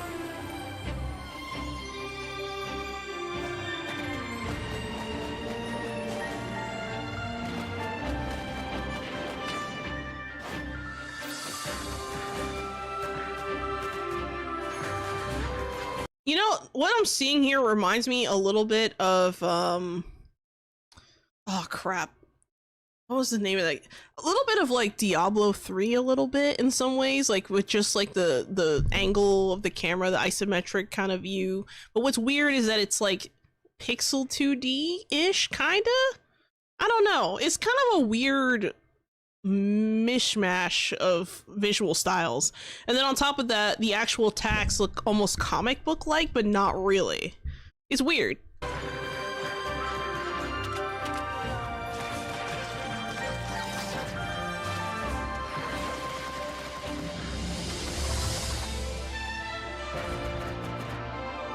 Okay, so it looks like this is like the priest class, it looks like. Or like a healer or something.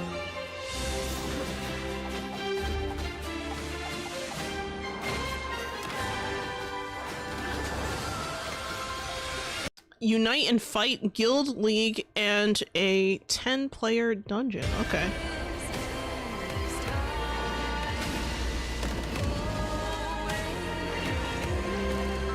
Damn, this music is almost giving me like FF14 vibes, like with the singing. That's kind of funny.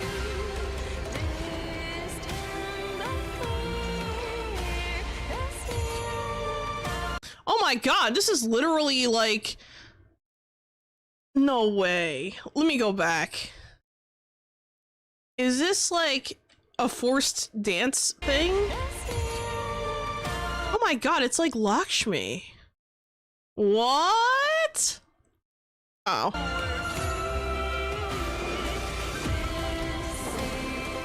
Oh my god, this fight is literally like Lakshmi. What the fuck? That is so weird. I mean, I guess it's not as unique as I thought, but jeez. It's the same fight! You're picking up freaking thingies, but instead of orbs, it's like a circle. That's so weird. Wow. But you know what this tells me? This tells me the boss fights are fun in this game, probably.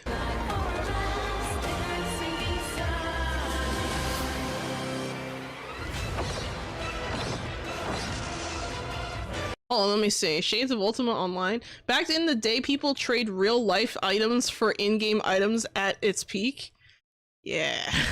Throwback to the old top-down isometric games of yore. Yep, let's see. Looks good so far. Monetization is what's gonna kill this game. Oh my god, I hope not.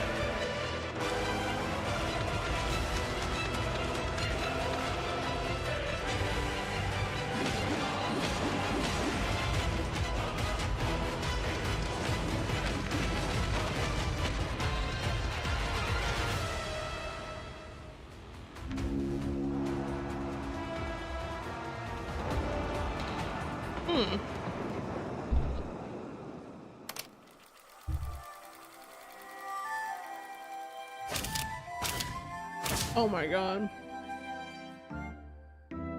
Rediscovered the beauty and emotions of the past. As it was meant to be. Is this PC only? Let me see. I didn't see anything on here saying what it would be on. There is an official website. Let's check it out. Let's check out the website. I wonder what's on there. You can pre-register. Rated T, but I don't see anything that... I assume it's on PC. I don't see anything else here that... You can gain test access if you join the Discord. That's interesting. So apparently they have playtests and stuff going on. Don't trust Gravity after all the RO clones they made already. Really? Is that who's making this game? I don't know. I don't know. This looks cool. I don't know if I would play it. I mean, I don't think, I'm gonna be honest, guys, I don't think I have the time to delve into another MMO. I played a lot of FF14 in the past. I'm still trying to get through story. Okay, right now I am knee deep in Dawn Trail stuff. And it's slow. It's a slow progression. The game looks good. Hopefully they don't F things up this time. What did they do last time? Was it monetization that killed it, or was it something else? Like what did they actually, like, what did they do to mess it up last time? I'm curious. What should we be looking out for? Because like I said, I've never played Ragnarok Online or anything like that, so I'm really not that familiar with the franchise. What we saw here, gameplay wise, looks good. I mean, got a nice little town. It kind of, you know what this also kind of reminds me of? This also kind of reminds me of like DFO, Dungeon Fighter Online, because of the just like the style a little bit. Doing MMO is a lot of investment. Oh yeah. Let's see. Lots of their previous games turned to cash grab gotchas. No! Since you're a little slow, it should be a perfect fit. What? Bruh. I don't know. I don't know. I think this one might be... Well, actually, I wouldn't even say it's a perfect fit. If there's like... If progression takes a long time in like a game, it probably takes me twice as long to finish it. So just imagine that, okay? But yeah, this looks pretty cool overall. I don't see anything majorly concerning, but you know, apparently some of us know better actually, because you've actually played some of this stuff. MMOs in this day and age always seem to wind up being pay to win sooner or later. Not all of them. It really depends on what you know, the actual payment is for. Like, if the payment is just for glamour stuff, then it's whatever. But if it's like, oh yeah, you can pay to completely, you know, get the best gear in the game. Nah, that's too much. Even if it's like skipping progression, I have no problem with like people skipping progression. If they want to skip a few levels or whatever, who cares, right? But if they want to like get the best end game raid gear, That's where I draw the line in the sand. You gotta earn that. Hell no. Hell no. This is geared towards Asia, so basically pay to win for sure. Okay. Alright. Let's check out this next one. Car Park Capital. Official announcement trailer. Take a look at the Car Park Capital announcement trailer for the upcoming satirical tycoon sim about paving the way for a brighter, oilier future. Car Park Capital will be available on PC. In Car Park Capital, you are hired by Big Auto to reshape quiet towns into sprawling concrete kingdoms. Oh my god. One parking lot at a time. Using a potent mix of real-time strategy, urban development tools, and tongue-in-cheek propaganda, you will bulldoze houses, raise towering asphalt cathedrals, and convince citizens that life is better with more cars and fewer opinions. Interesting. Don't have enough decades remaining to watch you finish a game. Yeah, no, for something like that, bro, it ain't happening. It takes me a lot of time to get through stuff. Like, even just like games that I play regularly on the channel, I take a lot of time just trying to research and test things out and try to figure out like how the systems work. Rough. But it'd be like that sometimes.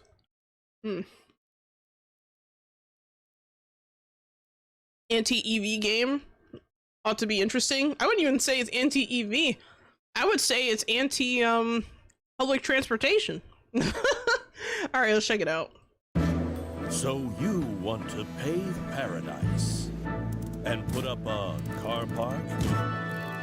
Brought to you by Microprose, a new tycoon game by Hilco JJ, where you bring the freedom of car dependency. The freedom of car dependency.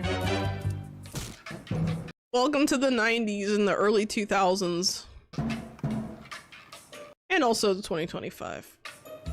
Sure, some might resist, but with little re-education, freedom has four wheels. citizens will embrace the automotive future.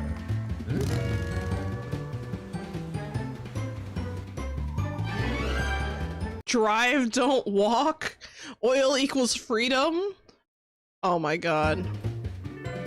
And in return, they'll gladly pay a fair contribution for your profit. Wow. I was wondering where the money was going, and now it makes sense. You're just paying for the parking lots. Nation's freedom. All you have to do Is wishlist Car Park Capital on I love that.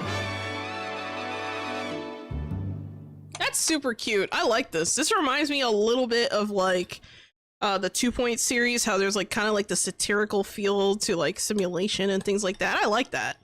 I like that a lot. I like that it's like comedic, but like there's definitely things going on there.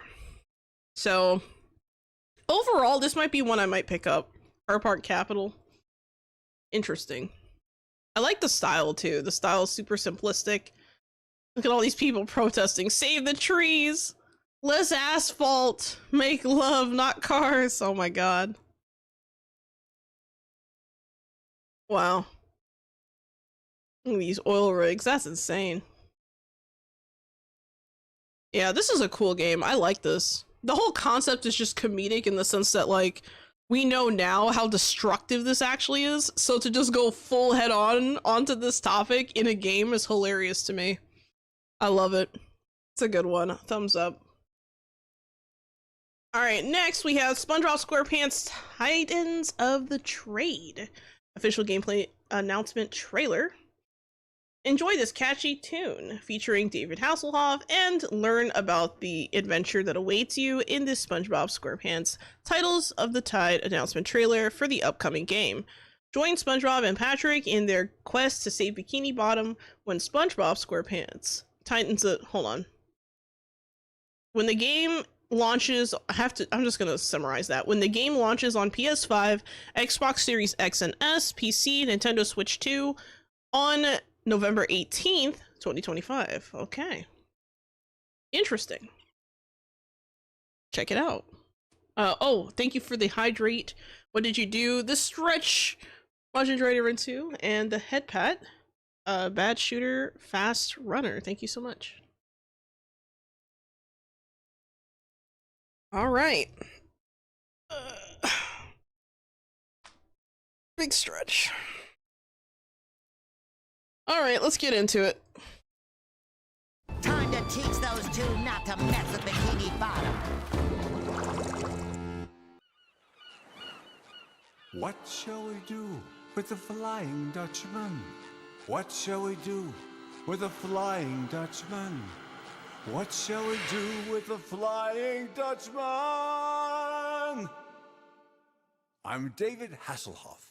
Hooray! To save Bikini Bottom. I believe in you, Patrick. Thanks, SpongeBob. There once was a king who ruled the sea, and a ghostly pirate, mean and green. The magic. You know, you can definitely tell. I'm gonna go back a little bit. You can definitely tell with the art style and the platforming of this game. I think that they used a lot of the inspiration from Battle for Bikini Bottom for this game as well. I also saw that they did something similar for Cosmic Shake, and honestly, that's probably their best play, because Battle for Bikini Bottom was such a good game that to like actually see, like, even these crates here, right? Like these crates, these are from Battle for Bikini Bottom. These are old crates, and it looks like they're still reusing the crates. That's kind of funny to see it so many years later. Bottom. I believe in you, Patrick. Thanks, SpongeBob. There once was a king who ruled the sea, and a ghostly pirate, mean and green. The magic clash and ghosts unleashed across Bikini Bottom. Soon may King Neptune come to rid the seas of pirate scum. Soon may the Dutchman come to haunt Bikini. Man, that sludge reminds me a lot of the Patrick fight in Battle for Bikini Bottom. Damn. And then you see, like, this is kind of interesting. I like seeing some of these boss fight kind of stuff. May the Dutchman come to haunt Bikini Bottom. I'm one of those magic lantern thingies. Along came a hero, pours and swear, who takes the Dutchman to his lair. King Neptune yelled, by my own beard I rule Bikini Bottom. Soon may the BFFs come to burrow, kick and jump and run. Soon may. It looks like they're definitely using some different game mechanics here for, like, not only traversal, but also, like, just interaction with objects. And it looks like Patrick has some ghosty skills now, which is interesting. Yeah, it's David Hasselhoff. See, they're using the Wellerman song. Yeah, they are. Don't hassle the Hoff. Oh my god. SpongeBob come to save Bikini Bottom. What just happened? It's our BFF rings. We can swap anytime we want. Nice. It's like a gift from the gods. Oh my god. The pre-order bonus. That's funny. Be wary of the Dutchman, wary of the mighty king, wary of their spouse, beware of king and ghost, be wary of the. Oh my god, when he jumped through the... So, okay, something I want to explain real quick, and I could just tell, just looking at this. Okay, so you see him, how he, like, jumps and then he immediately goes through this portal? You see the hand grab him? That means you died. That usually means you died. It's funny, like, I didn't expect that. Ghost, be wary of the Dutchman, wary of the mighty king, wary of these old geezers.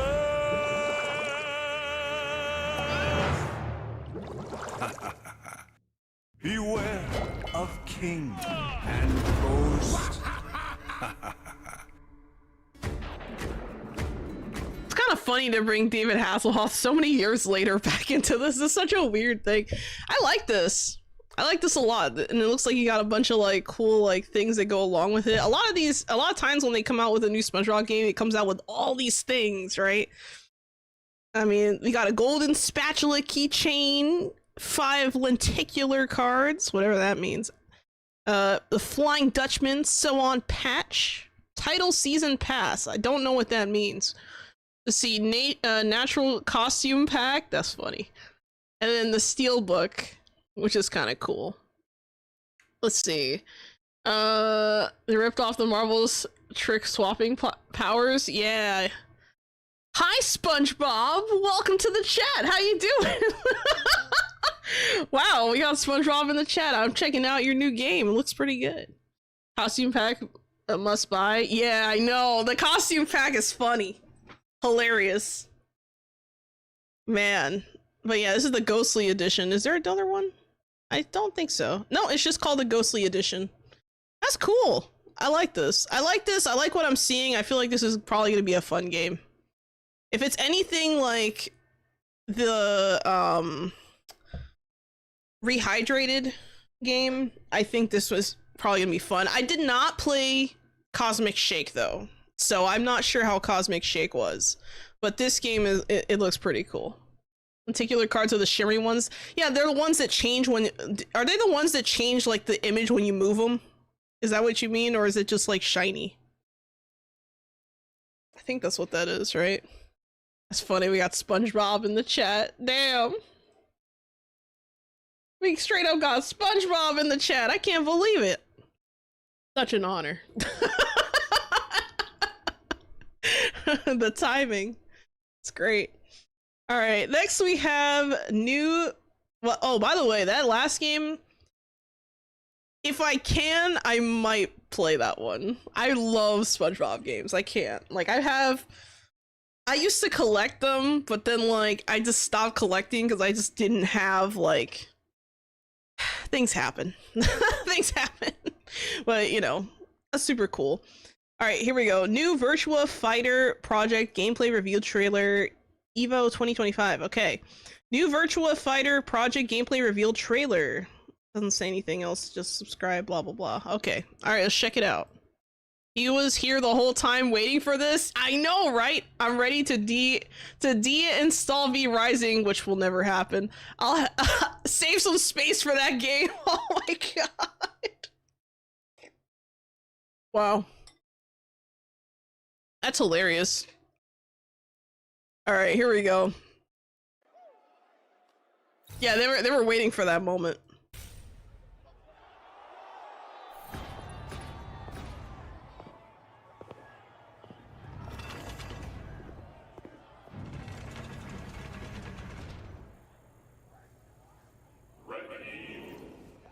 Okay, really quick. This room immediately comes off as like one of those like practice spaces you have for like different games. Like, I don't know if you guys have played like Marvel vs. Capcom 3, but there's like, I think a practice mode, and I think the background looks like this, but I think it's like kind of green or something. It kind of reminds me of that.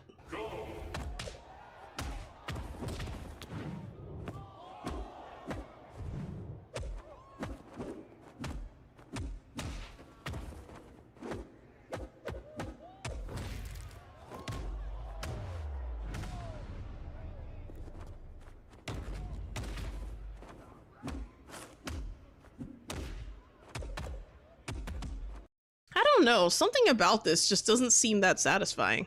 Let's see, maybe I'm speaking too soon.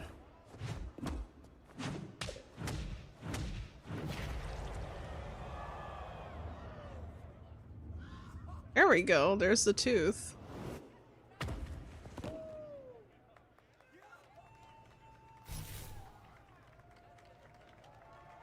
I don't know. This definitely feels more toned down than a lot of these other fighters that they're probably competing with in the same space. I mean, if you look at other games like Mortal Kombat or Tekken, or, well, I'm saying Tekken like the franchise, right? Or like Street Fighter, or even Darkstalkers has a lot of, you know, crazy looking characters. Now, I know this is only 2 characters, they're both human and all that, but I wonder what the aim of this game is. Like, what is the appeal of this game over something like, I don't know, Marvel vs. Capcom? Yeah, and I agree that the hitboxes don't seem to be convincing either. He was, let's see. Let's look again. Let's look again at a little bit of this. Maybe I'm being overly critical.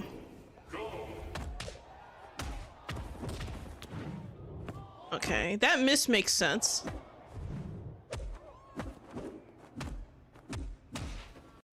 just something about it. Like, that doesn't make sense. Look at the amount of force he used. And look at what happens to her body as a result. Like, that is not what would happen in real life, I don't think. Look at this. Why is she spinning like she got knocked out of a ring or something? Like, that is crazy. Like, that was not enough force to do that. Look at that.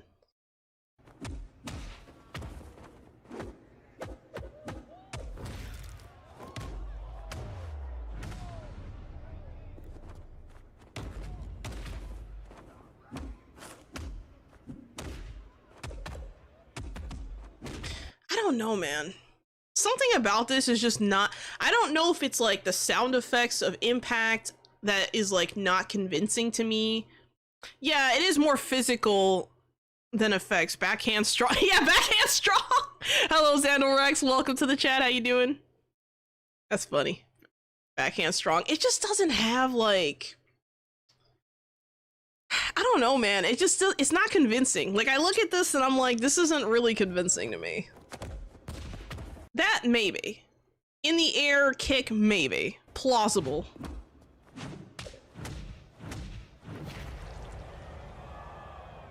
Like a critical hit, right? Which I guess is fine. More like a KO, right? But it just, I don't know, man. Something about this... I don't like it. I don't know why. I don't know why I don't like it. I don't know if it's like too simple or if it's like not convincing or what, but it just doesn't really have like, I think the audio doesn't really make me feel like this is actually a real fight. Like, something about it just doesn't give me those vibes. I don't know.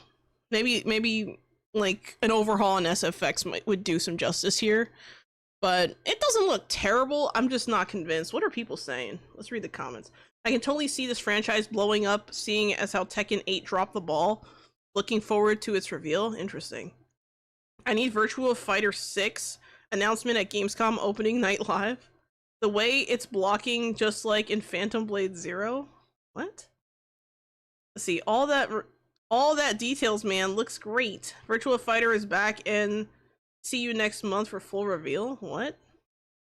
Are these bots? The grandpa of the fighting games is back? What? Damn, I really like the non-flashy moves compared to Street Fighter or Tekken. Interesting. That might be the appeal of this game. That maybe they're just trying to, you know, go with a more realistic look, but I don't know. It didn't really do it for me. Moving on. Alright, next we have Uma Musume Pretty Derby official launch trailer. The English release of the game is here at last. Immerse yourself in the racing action with the official launch trailer. Okay, let's check it out.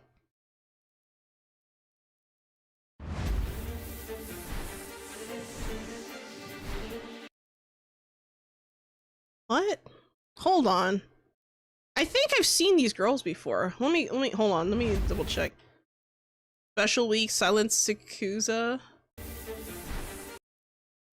Tokai Teo, Mishiro. These are horse names, aren't they? Aren't they like race horse names or something? Like Gold Ship, I think, is one. But no, Rice Shower. I don't know. Super Creek, Urugi Cap. Yeah, I think Oguri Cap, I think, is a horse. I think they're horses. Anime girl horse racing game. Yeah, that's what it looks like. It's a trap. Oh no.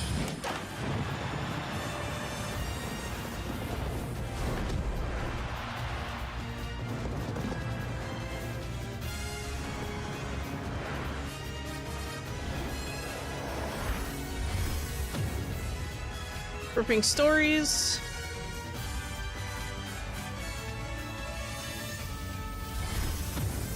Immersive races. Okay.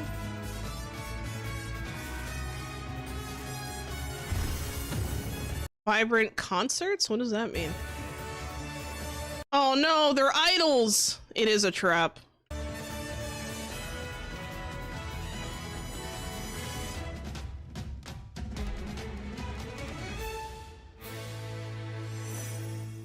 Pretty Derby now available. Yeah, I'm pretty sure I've seen. I think I've seen these girls before in another video. I think it was like a professional like horse trainer or something like that from Japan who was like given the task of like naming the girls or whatever, or like figuring out what horse these girls are supposed to be, and he got like a few of them right. Most of them wrong. Revenue skyrocketed the first month for this game. Damn. Honestly, I can see why. You know, there has been other foot race like kind of games out there that are very rare. You don't find them very often. There was one I grew up with called, you guys might remember this from the PS1 era. It was called Running Wild. And that was also like kind of like racing, animal racing kind of game, but like you're in a humanoid form or whatever. So it's kind of funny to see this. Because it's almost like they're bringing that back. It's kind of weird for me. Well, that's pretty cool, though. I like the idea. I mean, and it looks like they used, like, actual real racehorses as, like, part of the characters' names. Which I'm pretty sure they did get permission for that, if I remember correctly. I think I vaguely remember hearing something about that. But yeah, I can see why people are talking about this game. It definitely looks pretty cool. Very nice. Alright, next we have Inzoi, Prologue to Kaya. Let's check this out. Let's see. Your island journey is about to begin. A whole new lifestyle awaits. Get ready for the free DLC Inzoi Island Getaway. No ticket required. Every life becomes a story. Alright, let's check it out.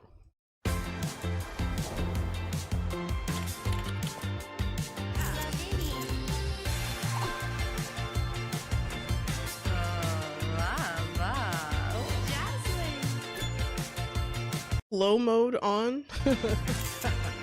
Interesting.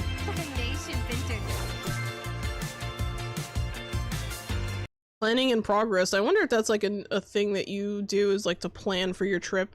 I think that's part of the... It looks like you have like a multi-step thing here you have to do in order to do this. In theory.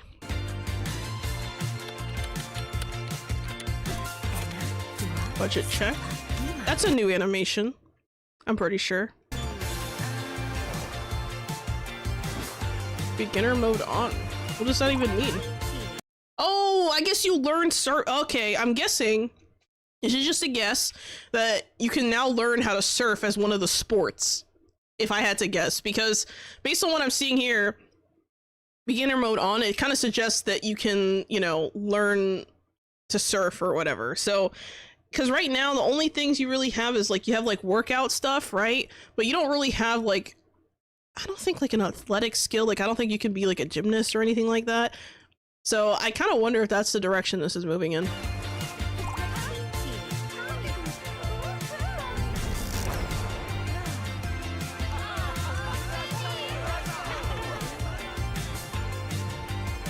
Okay, so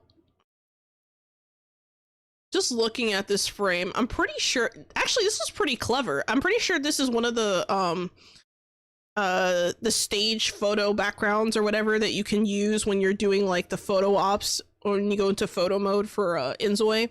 There's like a thing where you can make your character sit in like a plane seat, and I'm pretty sure this is the same like thing that they're using here. I find it hilarious that they decided to like use that as part of the commercial, if that makes sense. I'm gonna say commercial, that's kind of what this feels like. But that was actually pretty clever on their part.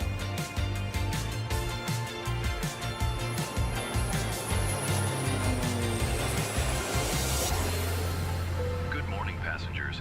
We'll soon be arriving at Chahaya. I'm glad they told us how to pronounce it. Chahaya. So that's actually kind of useful. Also, what I really like about this, well, from my understanding, this is supposed to be like a new map for Inzoi. Right now, we currently have two maps. We have a Korean style map and a American style map, but we don't have, I think this is supposed to be like, what, Thailand or something? I don't remember. I think I saw that there might be 3 islands. Oh, okay. I didn't know that. I haven't been keeping track as much as I should be on the Inzoi stuff, honestly, because I've just been playing other games. At the same time, I do pop in from time to time, just kind of like checking out some of the changes. And it's looking pretty promising for sure. I like this. It's looking good. The new area looks nice. The aesthetic is cool. Preparation for your trip. I wonder if you prepare for your trip and then go to that place on the map, or if like, oh, you know what? Now that you mention it, Elfie, I wonder if the island is going to be added to every map as like a destination to go to. Like, oh, you're gonna go to Kaya, but it's like Kaya for the United States or Kaya for Korea or whatever. Or if it's going to be its own map entirely, and that, you know, kind of destination is just going to be a playable map all around. I'm curious to see what that looks like, because I like seeing the maps, but super cool. I like this. Let's see, we have Code Violet. Hope they continue to improve the game. Yeah. Code Violet release date announcement trailer. PS5 games. No info. Oh, here we go. Dive into Code Violet, an exhilarating third-person action horror game from Team Kill Media. In the 25th century, a cataclysm has left Earth uninhabitable, driving humanity survivors to Trappists 1-E.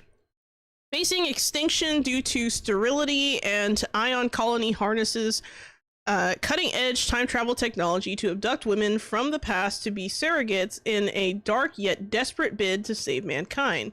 But their mission conceals a sinister conspiracy. As Violet Sinclair, torn from your time, you awaken in the Ion bioengineering complex, swarming with ferocious prehistoric dinosaurs and hostile forces. Carefully manage your inventory, uncover Ion's dark secrets, fight to survive, and escape during a chaotic evacuation protocol. Can you save those you care for and make it out alive? Okay, they added features here. Features: heart-stopping survival gameplay, strategic inventory management, explosive action horror combat, stunning ray-traced visuals with Unreal Engine's Megalights. I don't really use that too much. Let's see, Sony's 3D audio, adaptive triggers, and haptic feedback. I mean, I would hope it has that if it's controller based. Let's see, gripping conspiracy narrative, mind-bending puzzles, and terrifying prehistoric creatures. I'm not going to read all of the stuff, but yeah, it seems like more story. So it's about 3 minutes long. Let's check it out. Hopefully we'll keep our eyeballs by the end of it.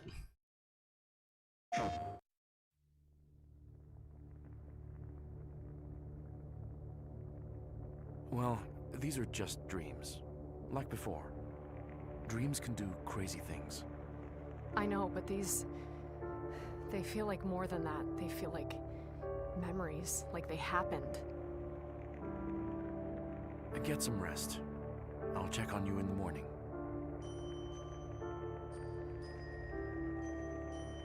I don't know how I feel about that running animation. Again, this is something that I thought looked really stiff in the previous trailer, but it looks a little better. It's just weird. I don't know, man. It's like her hair's not moving at all when she runs. Let's check that out one more time. Get some rest. I'll check on you in the morning. Yeah, it's weird. Like her hair doesn't move at all. That's so weird.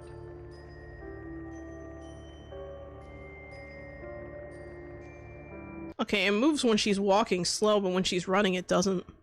Danger, no entry, authorized personnel only. Okay.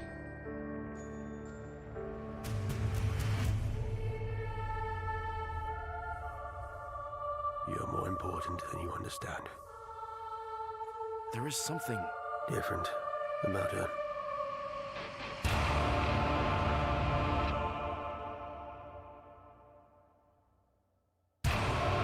I mean, at least the environment looks really nice, I'll say.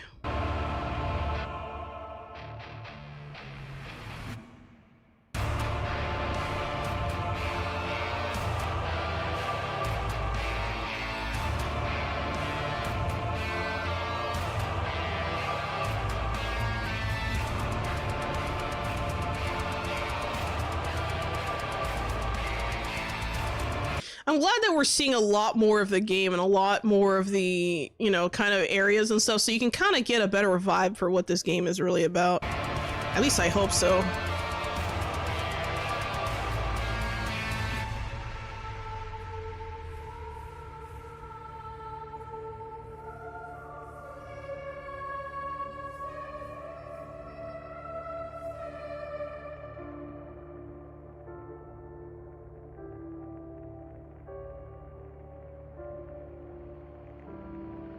So it looks like you do have one outfit change throughout the game. That's interesting.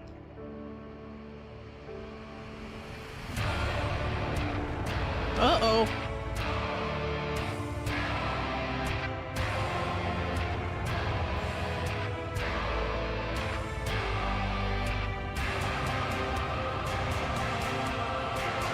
Okay, so it looks like you have some different action hazards. You have some flamethrowers.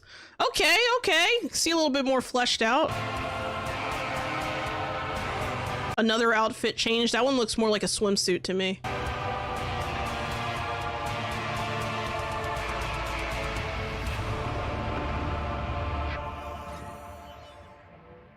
I will say this was a lot better.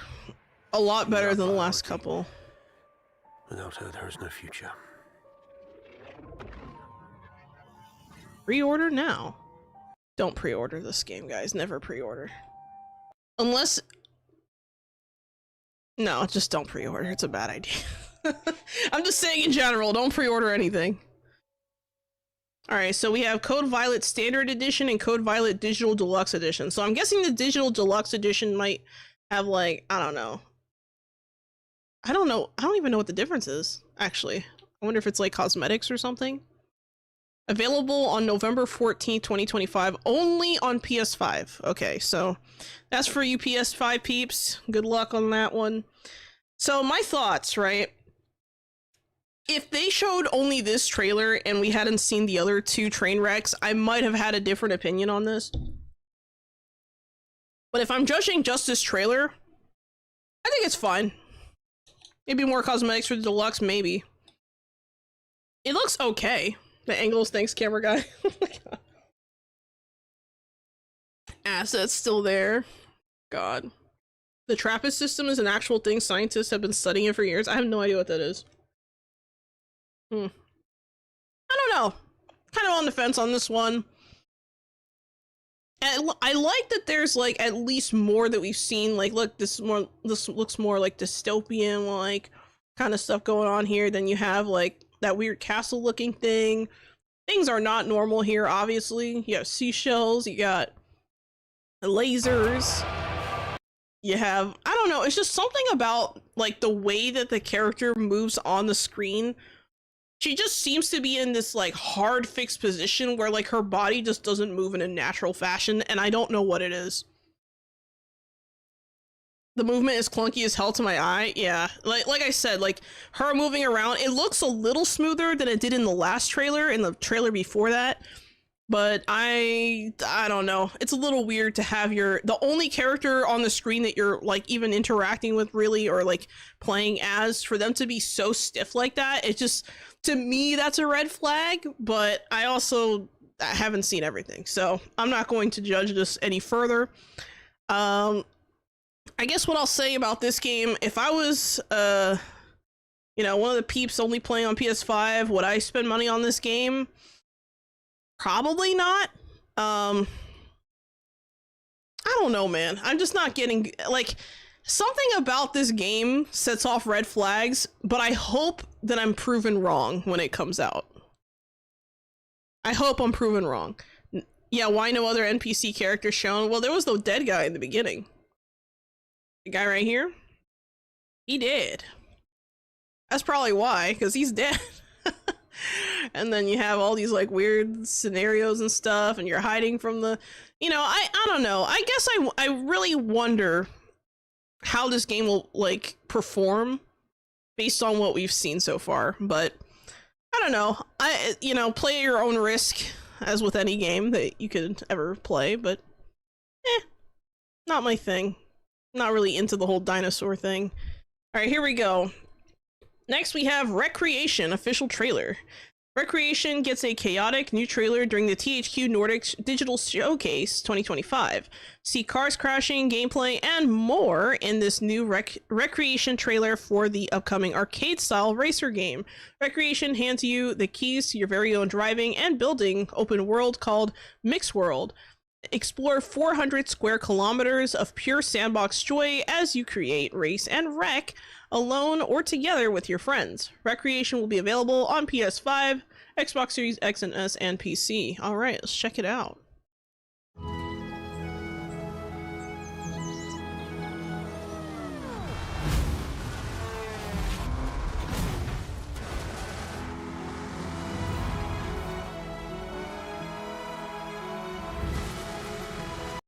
dinosaurs. What?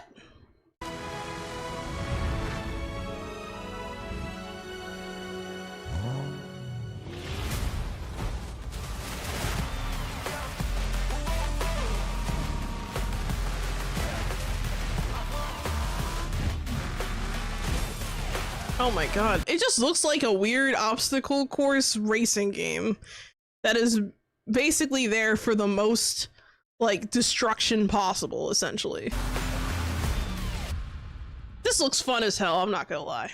This does look fun. I don't know. I like racing games.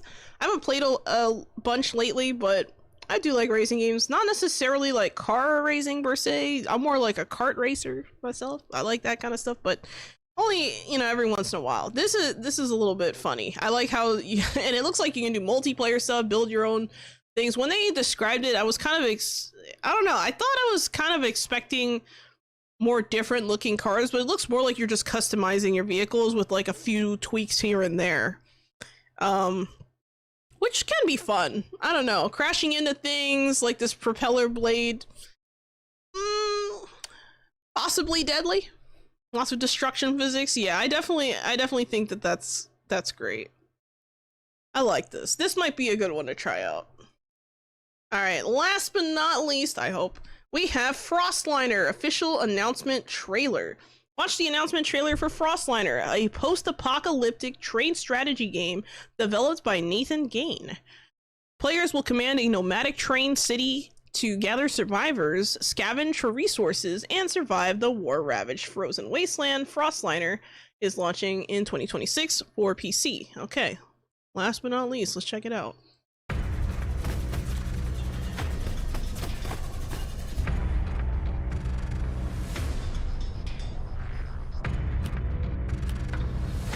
Okay.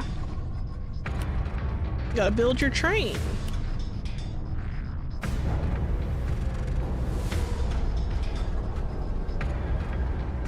This game reminds me a little bit, there's another game out there that's kind of like this, but it's like another Frozen train, but it's like a survival craft kind of game.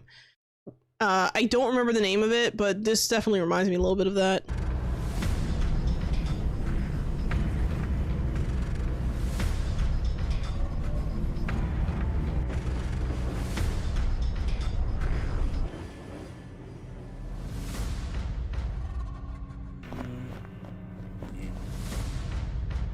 Dense housing block, huh? Starvation. Hunger ripples through the train. Something drastic must be done to survive. Kill the weakest for meat. All passengers regain 48 hunger. 10% of passengers die. What? Add all organic materials into meals. All passengers gain 48 hunger. Remove a variety of organic resources. Or search passengers for stashed food. All passengers regain 48 hunger. Greatly increases stress. Damn.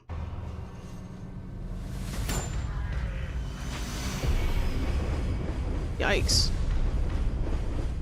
Frostliner. Wishlist now. This is cool. It's almost like, it feels like Frostpunk, but like in a train. Like that's the vibes I'm getting. Frostpunk train version. I don't know. Yeah, Snowpiercer Part 2. I haven't seen Snowpiercer. I've heard about it. More like oh my god, more like a moving fortress. Let me see if I have. I'm pretty sure that Frozen. Let's see. What was it called? That game that I don't think it was Railborn. It was something else. It was also like in the ice, but no, it wasn't Railborn. It was something else. But yeah, this is I don't know. This one is promising. I like what I'm seeing. It looks interesting. Having to make those hard choices is always difficult, so I kind of like these you know, games that give you like an existential crisis. Like, what are you gonna do? You're sacrificing the weakest. That's terrible. But hey, it'd be like that sometimes. Alright guys, I'm gonna take a quick break. I'm gonna move over to Muse Dash, so feel free to grab a drink or something, and I will BRB.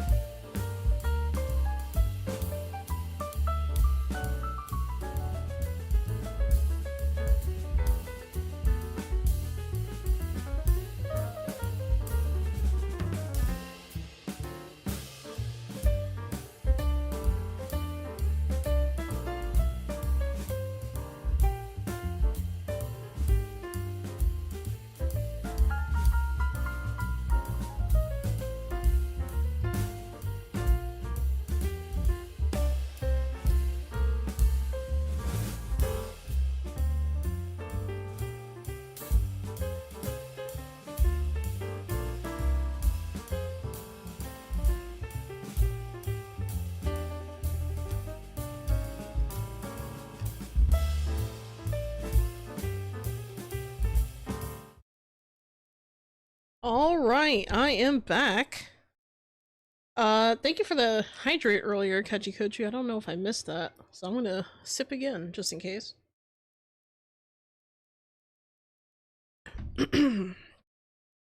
Yeah, so, Muse Dash, right? There is a streamer mode, or a streaming mode, but... Let's see, let's get that going. Can I get it? There we go. I had to use custom settings for the controller because I just didn't like the default, but that's okay. Alright. Let's enter. So the thing about Muse Dash in comparison to a lot of the other games I've played on this channel that are rhythm. Actually, let me reduce the volume a little bit. A big difference between this game and a lot of the other rhythm games I've played is that this one is a lot weebier than many of the other games I've played. Like, straight up, like, just super weeby. Some of the music is pretty good, but most of it kind of sounds, like, similar to each other, in my opinion. Like, there's not a huge range of variety on, like, the base game music, if that makes sense. There is the pass. I think there's like a Muse Pass or something like that that you can buy. I think it's like $35 or something like that. And when you get that, you get access to like all the extra songs essentially, and it gives you like a ton of music, which is fine. I don't see anything particularly wrong with that. I think the default game has a lot of, you know, a lot of tracks, but overall this is a much weebier game, and the whole point of it, like the whole way that you played is super different from like the other rhythm games I've played. This one is a lot like okay, so there's like two different categories of rhythm games in my opinion. There's the call and response, which is basically you hear a pattern or a rhythm or something like that, and then you duplicate it or react in a way that's like duplicating that. A good example of this would be something like Thumper, where like you hear, you know, what you're supposed to do and then you do it immediately. So Thumper is kind of like that. And there's also the second kind of category of, you know, rhythm game, I think, is the kind where you're reacting in real time. So something like Rift of the Necrodancer, Guitar Hero, Muse Dash, I would put under that. I would also say like Rhythm Stones would fall within that scope as well. So yeah, there's definitely a lot of stuff like that going on, which is interesting. So here we go. I'm gonna get right into the gameplay. I'm gonna stop yapping, and then actually let me put the music up a little bit for you guys. I'm just gonna play some random tracks and see what I get. All right, here we go. Looks like I've scored an S on this. Have I done the... I haven't done the medium. I haven't done a single master track because the hard mode is like actually hard, and it's like, holy shit. But yeah, we're gonna try this one.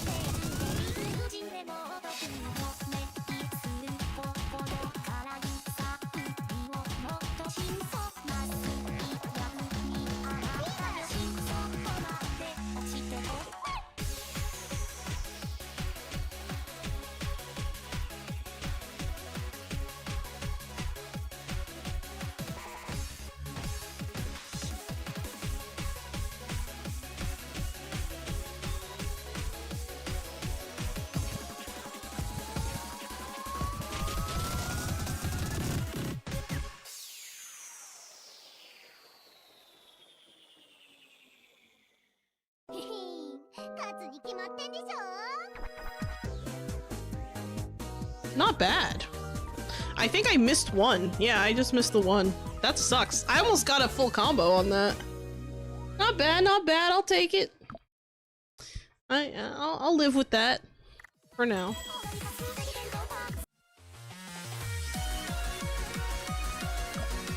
You know, a lot of this music in this game really feels very like Japanese arcade-like. I'm not gonna lie. It really gives those vibes.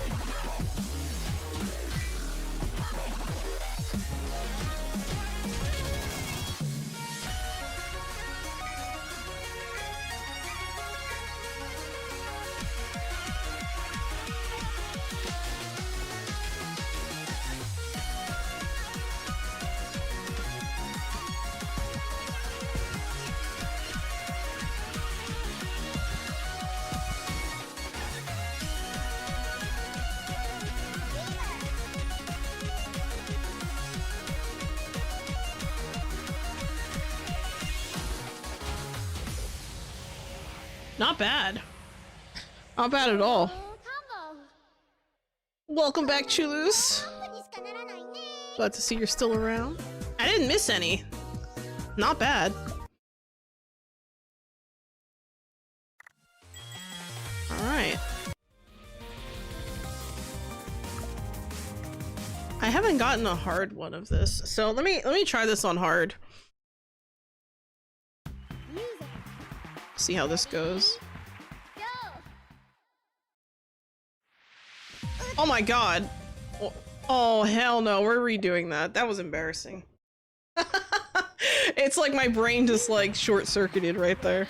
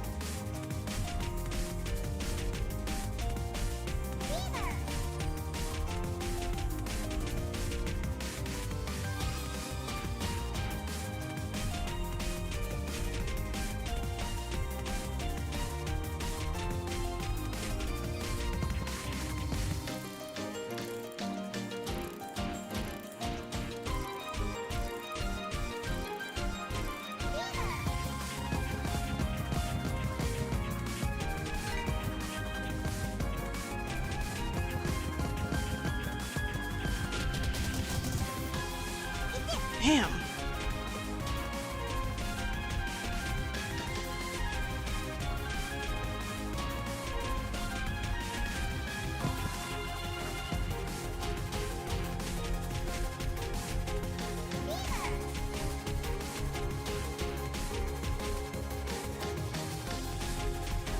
Ooh.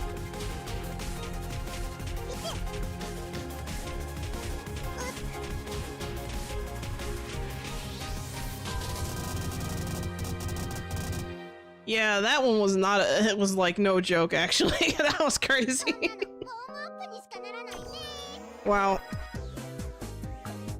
I'll take it. I'll take it. Not terrible. Could do better. But yeah, I played a lot of Muse Dash during my break, during my little vacation as well. I like this one a lot.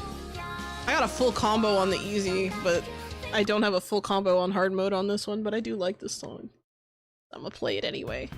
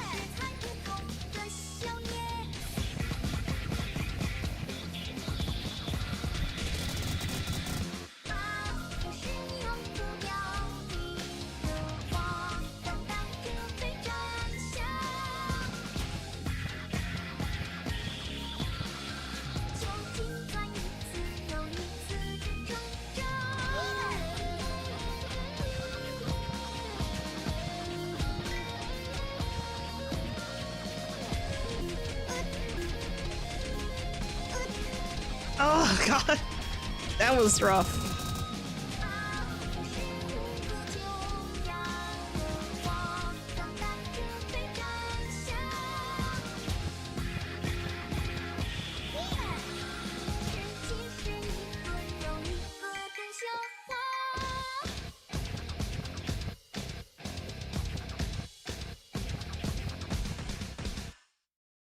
Oh, that was rough. My fucking favorite rhythm game ever. Also, hi, ma'am. Hello, Gertin. Welcome to the chat. How's it going? It's been a while, dude. How you been? Yeah, Muse Dash is fun. I just don't, like... I think the downfall of this game for me is the tracks. Like, the actual music. It's not even like... It's not even like the gameplay is particularly bad or anything like that. It's just that the tracks sound so similar to me in some ways. And I feel like there's not enough, like, genre variety. Doing some shit for college, but surviving. How you been? I've been alright. I had a nice little break for about a week or so. Went on a little weekly vacation. Or, not weekly, but you know what I mean. A week-long vacation, I meant to say.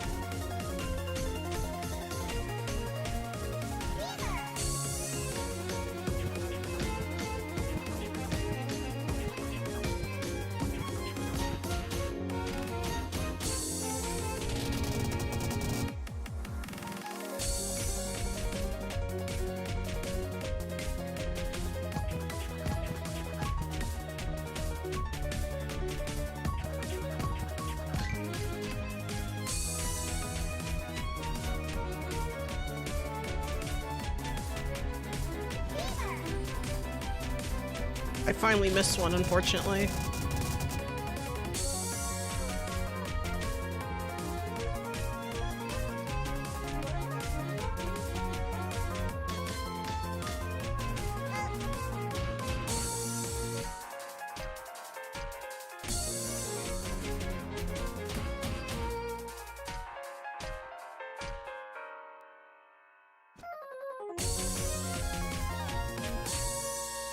Damn, I should have used Fever at the very end there.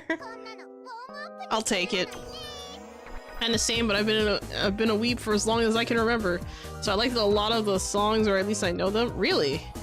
You knew the songs? That's interesting. Yeah, I just have the base game. I didn't buy the Dash pass or whatever. I thought about it. I don't know. I'm considering it. At the same time, though, I'm kind of like, I'm vibing. I want to get through all the default tracks first before I do anything like that, though. Okay, so this one I don't even have on easy, so we're gonna try this. Yeah, but this game is definitely a mood.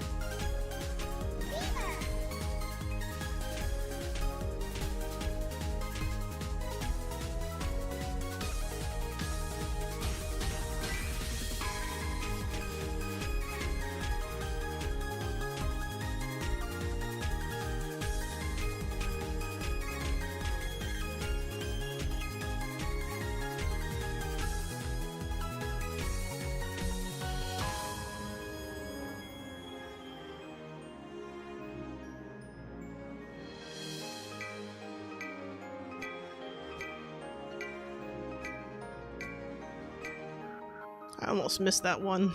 That would have been embarrassing.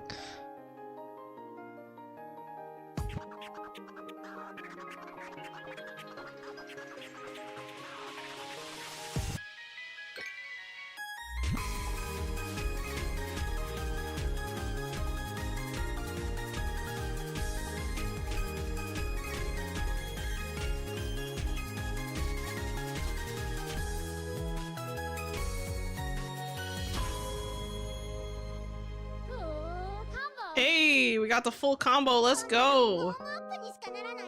I'll take it. See, nowadays I just spam the Arknights and Toho songs. Toho is pretty popular in a lot of different games, actually.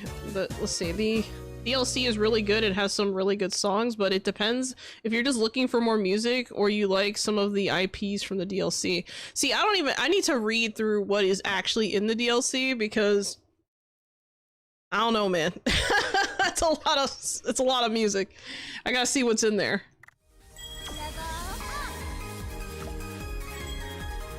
We leveled up, fam. I have that already. Oh yeah, I need Muse Plus for this. Let's see, streaming mode only.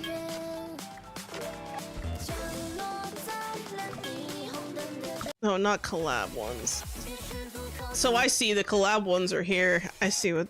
Oh, okay. I see what you mean. Alright, let's go back to the non-collab ones.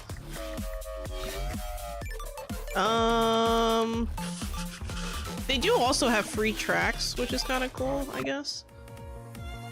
Which I can appreciate. I can do a random song. I think I've already done Stargazer though.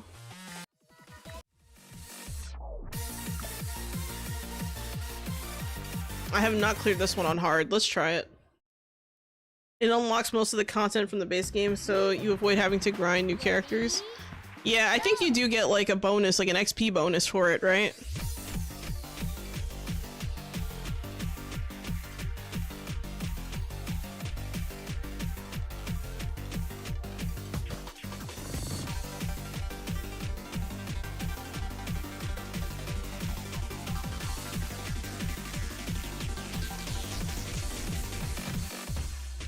Ooh. No, I didn't mean to fever there. That's a mistake. There goes my score. Literally hit two beats. Rip.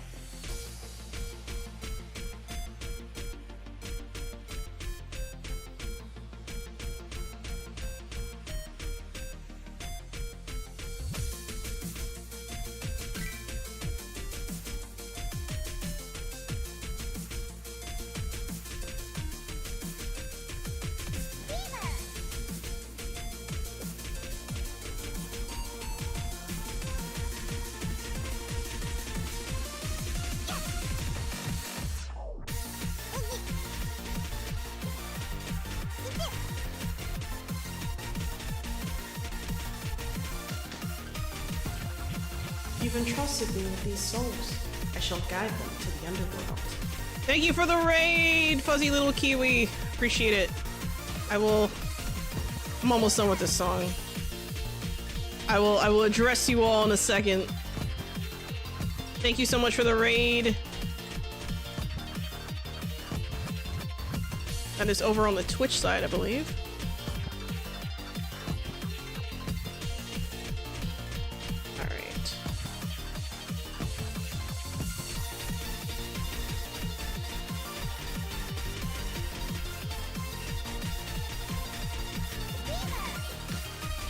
I see you've joined the queue. Thank you for the follow.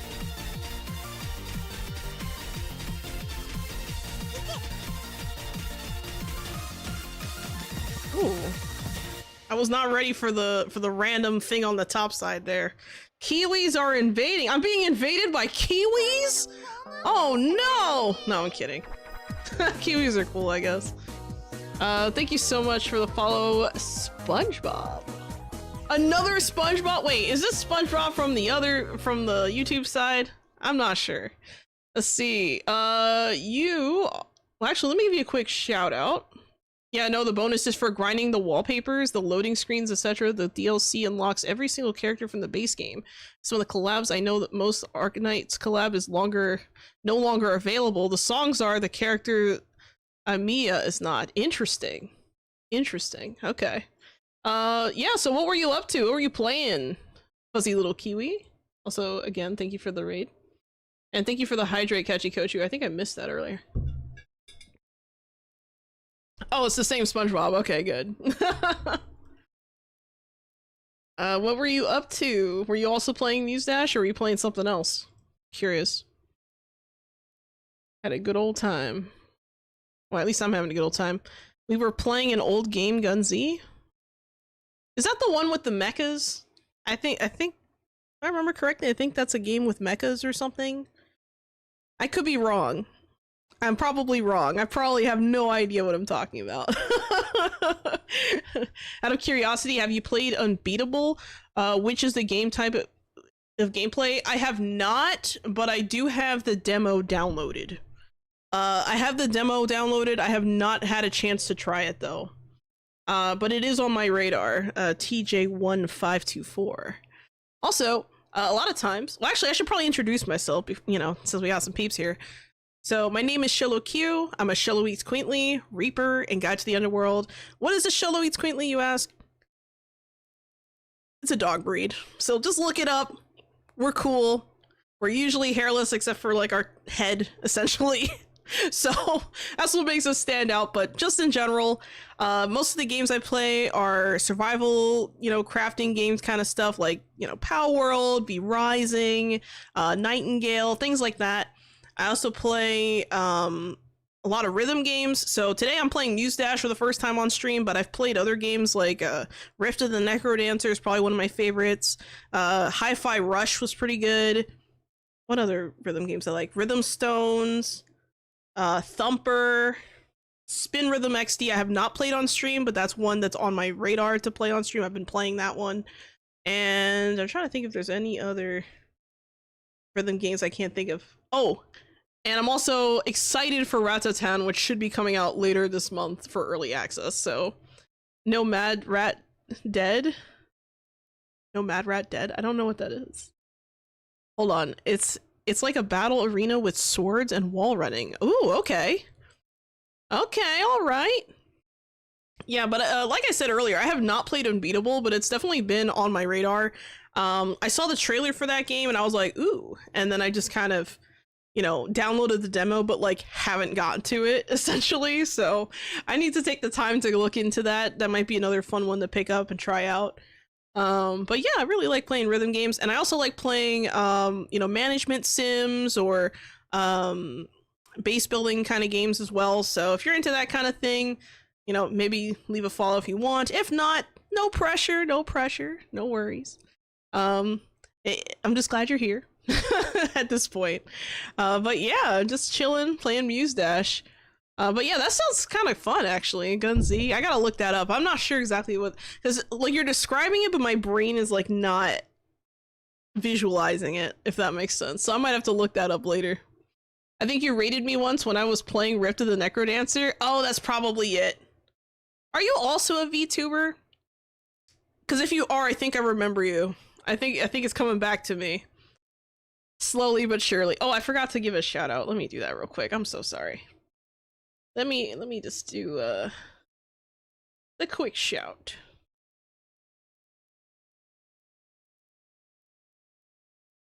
Here we go. Go follow Fuzzy Little Kiwi. No use. I'm a face. No, I use my face. Damn, I don't remember. I'm trying to remember because I've rated a few people that have played Rift, because it's really rare that people play it on stream. So when they do, I like make sure to rate them if they're live, because I'm just like, you know what? I really, really, really just love this game. Thanks for the shouting. No problem. Thanks for rating. I mean, it's funny because, you know, like I said, I've played a lot of rhythm games. I really enjoy, you know, some of these games that are just like out there. I mean, I think the game that I like, oh, you know, it's another really good one that you might like if you haven't tried it already. Rhythm Sprout. Rhythm Sprout was pretty good.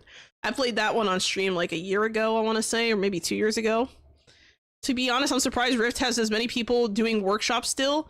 I'm not surprised about the workshop. I actually went onto the Discord and I saw people were like posting like their scores and stuff. People really love this shit. They're just like, oh, I gotta have the best score, and you know, it's really competitive, but I gotta say, like, everyone's super chill. Oh, you're writing that one down? Rhythm Sprout, yeah. Rhythm Sprout, you basically play as like an onion knight, and your goal is to destroy the kingdom? Question mark? I don't know. Only fruits and veggies for you. No candy. But yeah, Rhythm Sprout's a really good one you might like. I like the music in that one. Pretty diverse for the most part. Pretty okay. But yeah, I'm trying to think if there's any other ones I should recommend, but yeah, I also really like Rhythm Stones, but the thing with Rhythm Stones is that it's in early access and it hasn't been worked on for like, I think 2 years now. So I doubt it's gonna be finished, but it's fairly cheap and fun. So, and the tracks, like, they're just bangers. I love the tracks in Rhythm Stones. But yeah, I usually play like rhythm games on Tuesdays and stuff like that. So, usually I start off with like Trailer Tuesdays. I kind of watch a few trailers that, you know, the audience suggests, and then afterward, after commenting on some of them and giving my reactions and feedback, I usually switch it out later to a rhythm game. So this week's rhythm game was Muse Dash. Next week's rhythm game, I'm not sure what I'm gonna play. I might go back to Rift if they release another DLC, because every time they release a DLC, I make sure to play Rift, because I love it. The last DLC they came out with the Hololive was really good. Do they plan on it? I have no idea. Any ideas for Halloween yet, or is it too soon? I've been thinking about Halloween, Gerton. It's funny you ask. So remember last year when you suggested to play the there was a few games you suggested. I actually bought a couple of games. I bought The Last Door, and I bought Faith the Unholy Trinity, I think is what it's called. Let me see. Yeah, I bought Faith. So I bought Faith and I bought The Last Door. They were like on super sale over the summer, so I just grabbed them. Yeah, so those two games I got. So I'm planning to play them both in October, but I'm not sure exactly how I'm gonna do it. I'm thinking I might do like Let's Play-esque kind of streams for October, but we'll see. Yeah, they were really cheap on sale, so I said, you know what, I have it on my wish list, I'm ready to go, and I added it. There's another game that I was looking at, another horror type game that I liked, I thought was interesting, is called, I think it's called Me-Side. That one's an interesting one. I've seen other people play it, but I haven't like seen every single thing of the game, if that makes sense, I don't think. So that might be one for me to play. It's kind of like a psychological horror kind of game. I don't play a lot of those, but I like to play them in October. A little spoopy, you know? The little girl one? No. Oh yeah, the chibi. Yeah, she's like a chibi in the first part. Yeah, it's that one. Yeah, that one's, I heard, is pretty good. So that might be a fun one to try out. But yeah, I'm really enjoying that. But yeah, Halloween, it's not too soon to bring it up. Mostly because I've been working on trying to plan stuff for that. However, there is one thing to keep in mind. In November, my birthday happens like at the very beginning of November, like literally like right after Halloween. But it's a special birthday, okay? It's one of the zeros. One of the birthdays that ends in a 0. So I have to do something with that. The Last Door is more narrative horror, Faith is more your face. Really? Me-Side is kind of psychological. Yeah, Me-Side, it gets your blood pumping. One with lots of spiders would be perfect. Oh my god. Spidey. You're killing me, bro. You're killing me. You just want me to die prematurely. I see how it is. Is it this one? Let's try this one. We're gonna try this. My chair is creaking really loudly. I don't know if you guys can hear that.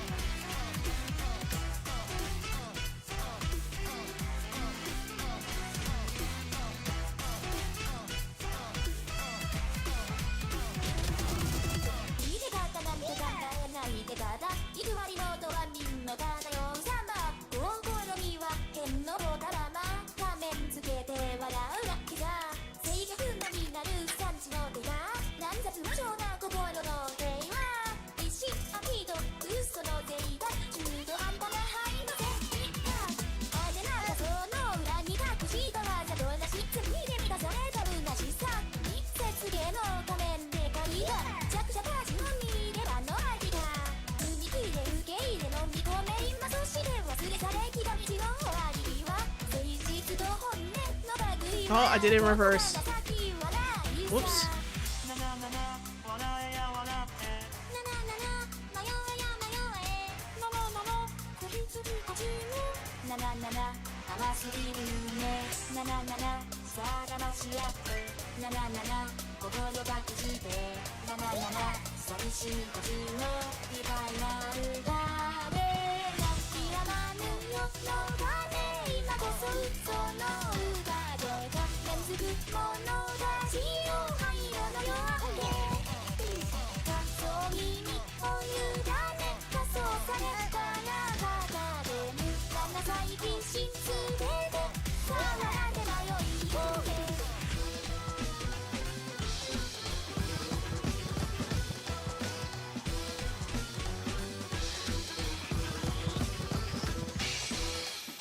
Not bad. Not as good as I would have liked, but I'll take it. Hey, new best, I'll take it. I see Sholo finally reached Millennium Age. Millennium Age? Wow. Bruh. I'm just disappointed that Muse Dash seems like 80% J-pop from a few hours I played it. That's what I liked about Rift genre diversity. Same, TJ. I literally said something similar like before you guys joined. I said something similar because I was like, it really just sounds like Japanese arcade music. That's what it sounds like to me. It's just arcade music. You know, the kind of thing you hear when you do like Dance Dance Revolution kind of stuff, you know? Or you're playing like Jubeat or something. Like, that's what it reminds me of. Also, thank you for the headpat, DBS Zeno. That's very kind of you. Thank you, thank you. There's no Eve either! Yikes. Yeah, but I agree. That's the biggest problem with this game. It's not... Like, the music isn't bad, it's just there's, like, no diversity almost. And when you do find, like, the gem in the rough that is a different sounding track, it's, like, part of the Muse Pass or something. Thank you for the hydrate, much enjoyed a Rinsu, and the stretch, what did you do?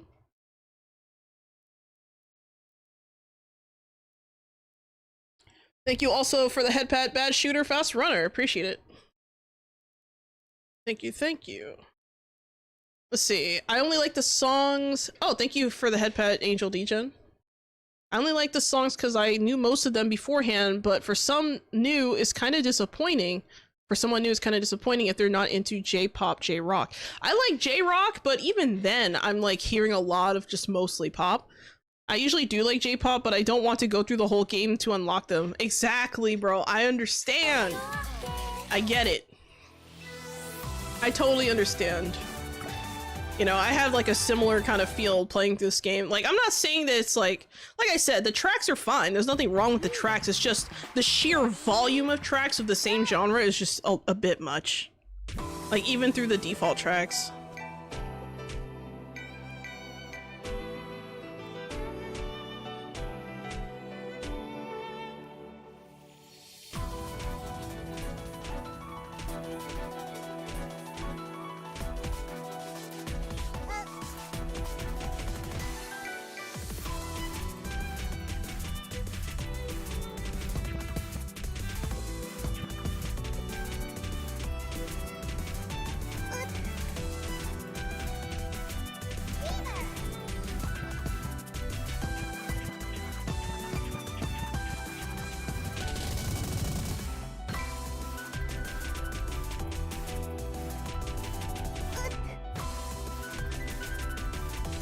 Oh my god.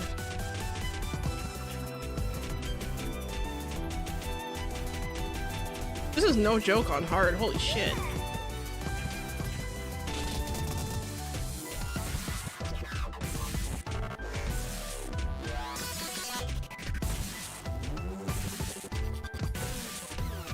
Oh, I missed that one.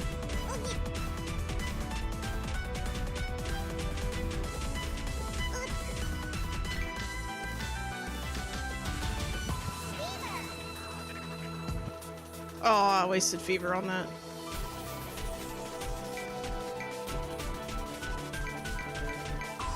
Holy shit.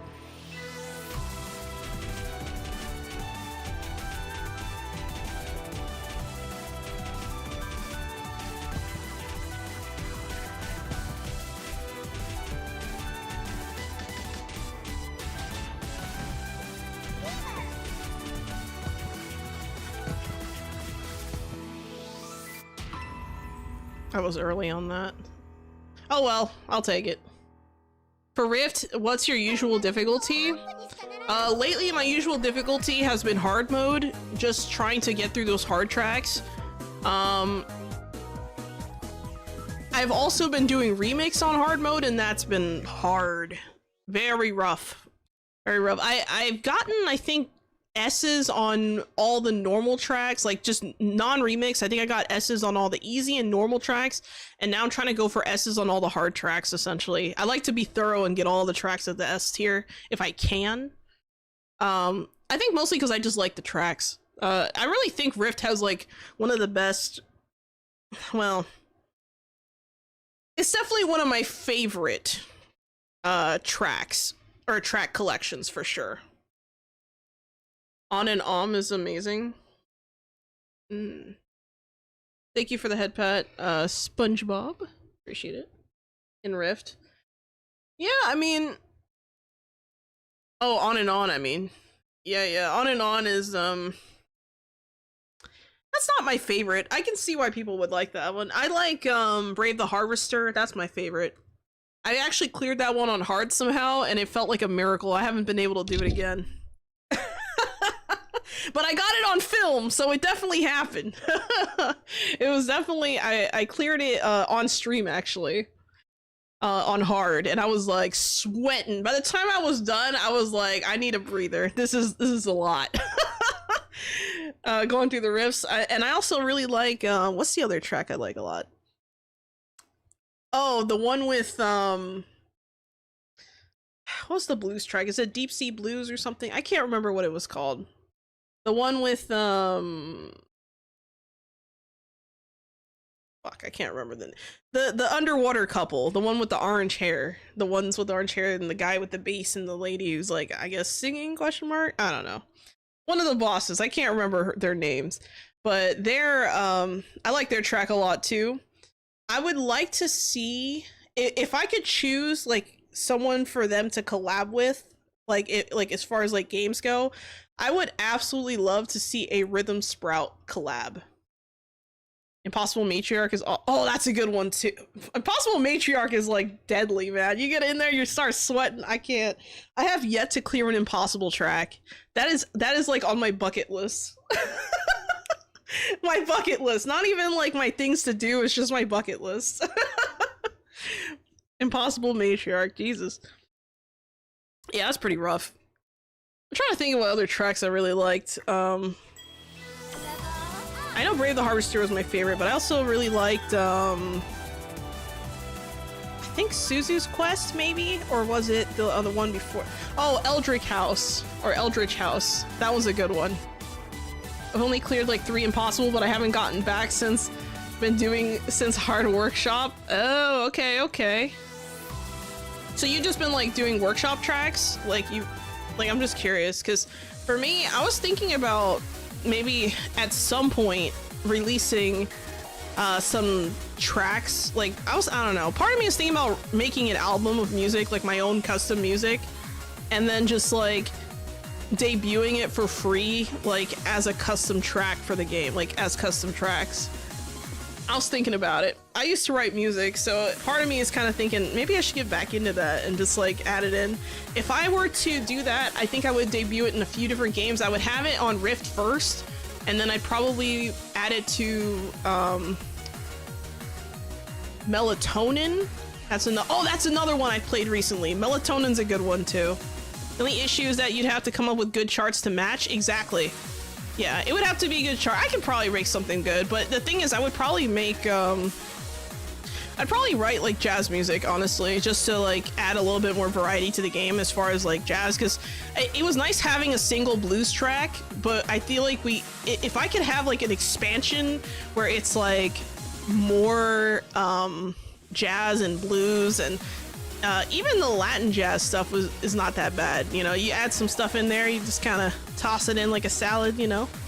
Because even if a song is good, I hate some that people ruin it with bad choice of timing. Oh yeah, that's the thing, the charts.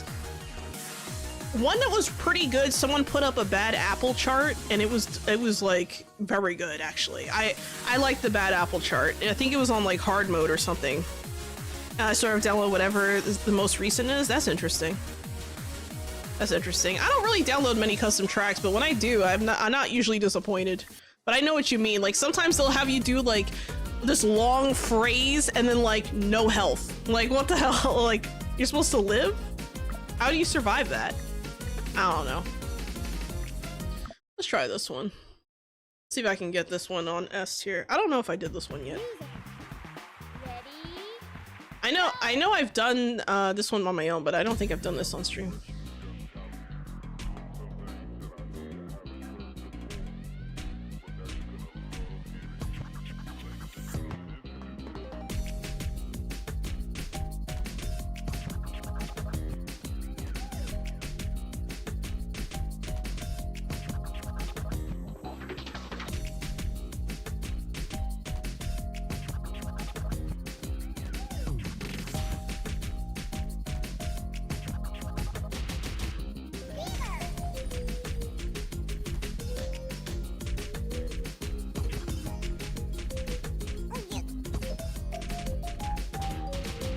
Fatigue is setting in.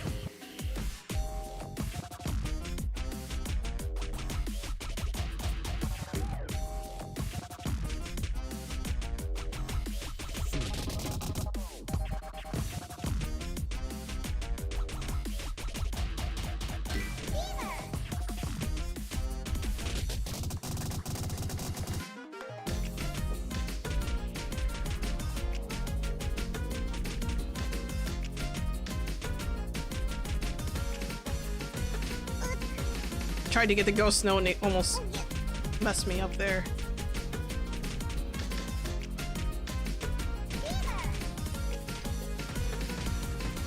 Damn.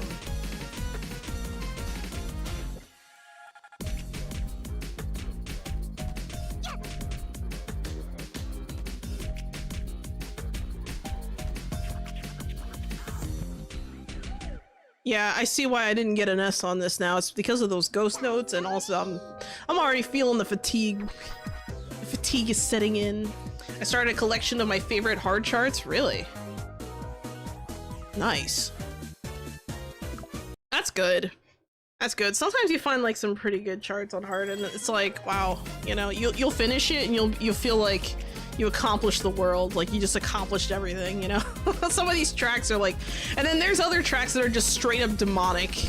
Like the Celeste tracks, for some reason, I have a hard time getting an S even on medium for the Celeste tracks. I don't know what it is. I don't know if it's the music. I don't know if it's the hand placement, the coordination. I don't know what it is, but for some reason, the Celeste tracks are like very difficult for me. For whatever reason, I'm not entirely sure. Like, I have an easier time with Pizza Tower than I do with Celeste. It's crazy. But yeah, I've been having a good old time. I've been enjoying a lot of these rhythm games and stuff, and the tracks and stuff. It's, you know, I love rhythm games. I want to play more of them. See, decided to go really ham on difficulty for the Celeste ones. Yeah, I think people were like, we need harder tracks, because people were clearing they were already clearing like full perfects on like impossible, which I was like, what the? And I was like, okay, that I can't do that. I can try, but probably not gonna work. So I thought that was interesting. But yeah, the Celeste ones were like hard for no reason, like straight up. And even the Super Meat Boy ones were kind of difficult. Like once you get to like harder impossible, it's like, holy crap, like what have you done? But yeah, that's crazy. Well, anyway, this is pretty much the end of the stream. But before I go, I'd like to make some announcements. So tomorrow we have our V Rising stream at 6 o'clock p.m. Pacific Standard Time, as per usual. And on that stream, I think it's part 7 of our build that we're working on now. Currently working on a cool castle. That castle is probably about, I'd say maybe 65% of the way done, 70% of the way done, maybe? I don't know. I'll have to double check on where I land on that, but in general, not bad at all. Also, I do realize we're on an ad break over on the Twitch side, so I'm gonna wait before I make any other announcements. It looks like we don't have any stream streaks today, so looks like there's nothing for me to accidentally forget, which is great. And if you're over on the YouTube side, don't forget you can become a channel member today and gain access to a backlog of members-only content. So if you enjoy that kind of stuff, you want to see me do some Let's Plays, feel free to go check that out. I also have a... for if you do play V Rising, I do have downloadable files of my previously built castles that if you guys want to use them for like RP purposes or anything like that, I don't really mind. You can download those for free over at my Ko-Fi. Totally free. And you just, you know, do what you wish with them. Now, if you're over on the Twitch side, if you have Amazon Prime, feel free to use your monthly free Prime sub on the channel. It definitely helps a lot. If you haven't done that already, that's okay. I appreciate you anyway. And if you've already used it, that's totally okay. I appreciate you anyway. But yeah, it helps a lot. And then also I have some new merch and stuff. I showcased it a little bit on the BRB screen. Some new t-shirts, a mug that says, "It be like that sometimes." And so I thought you guys might like some of that. But yeah, that's pretty much it for today. I will see you all tomorrow. Hold on a second.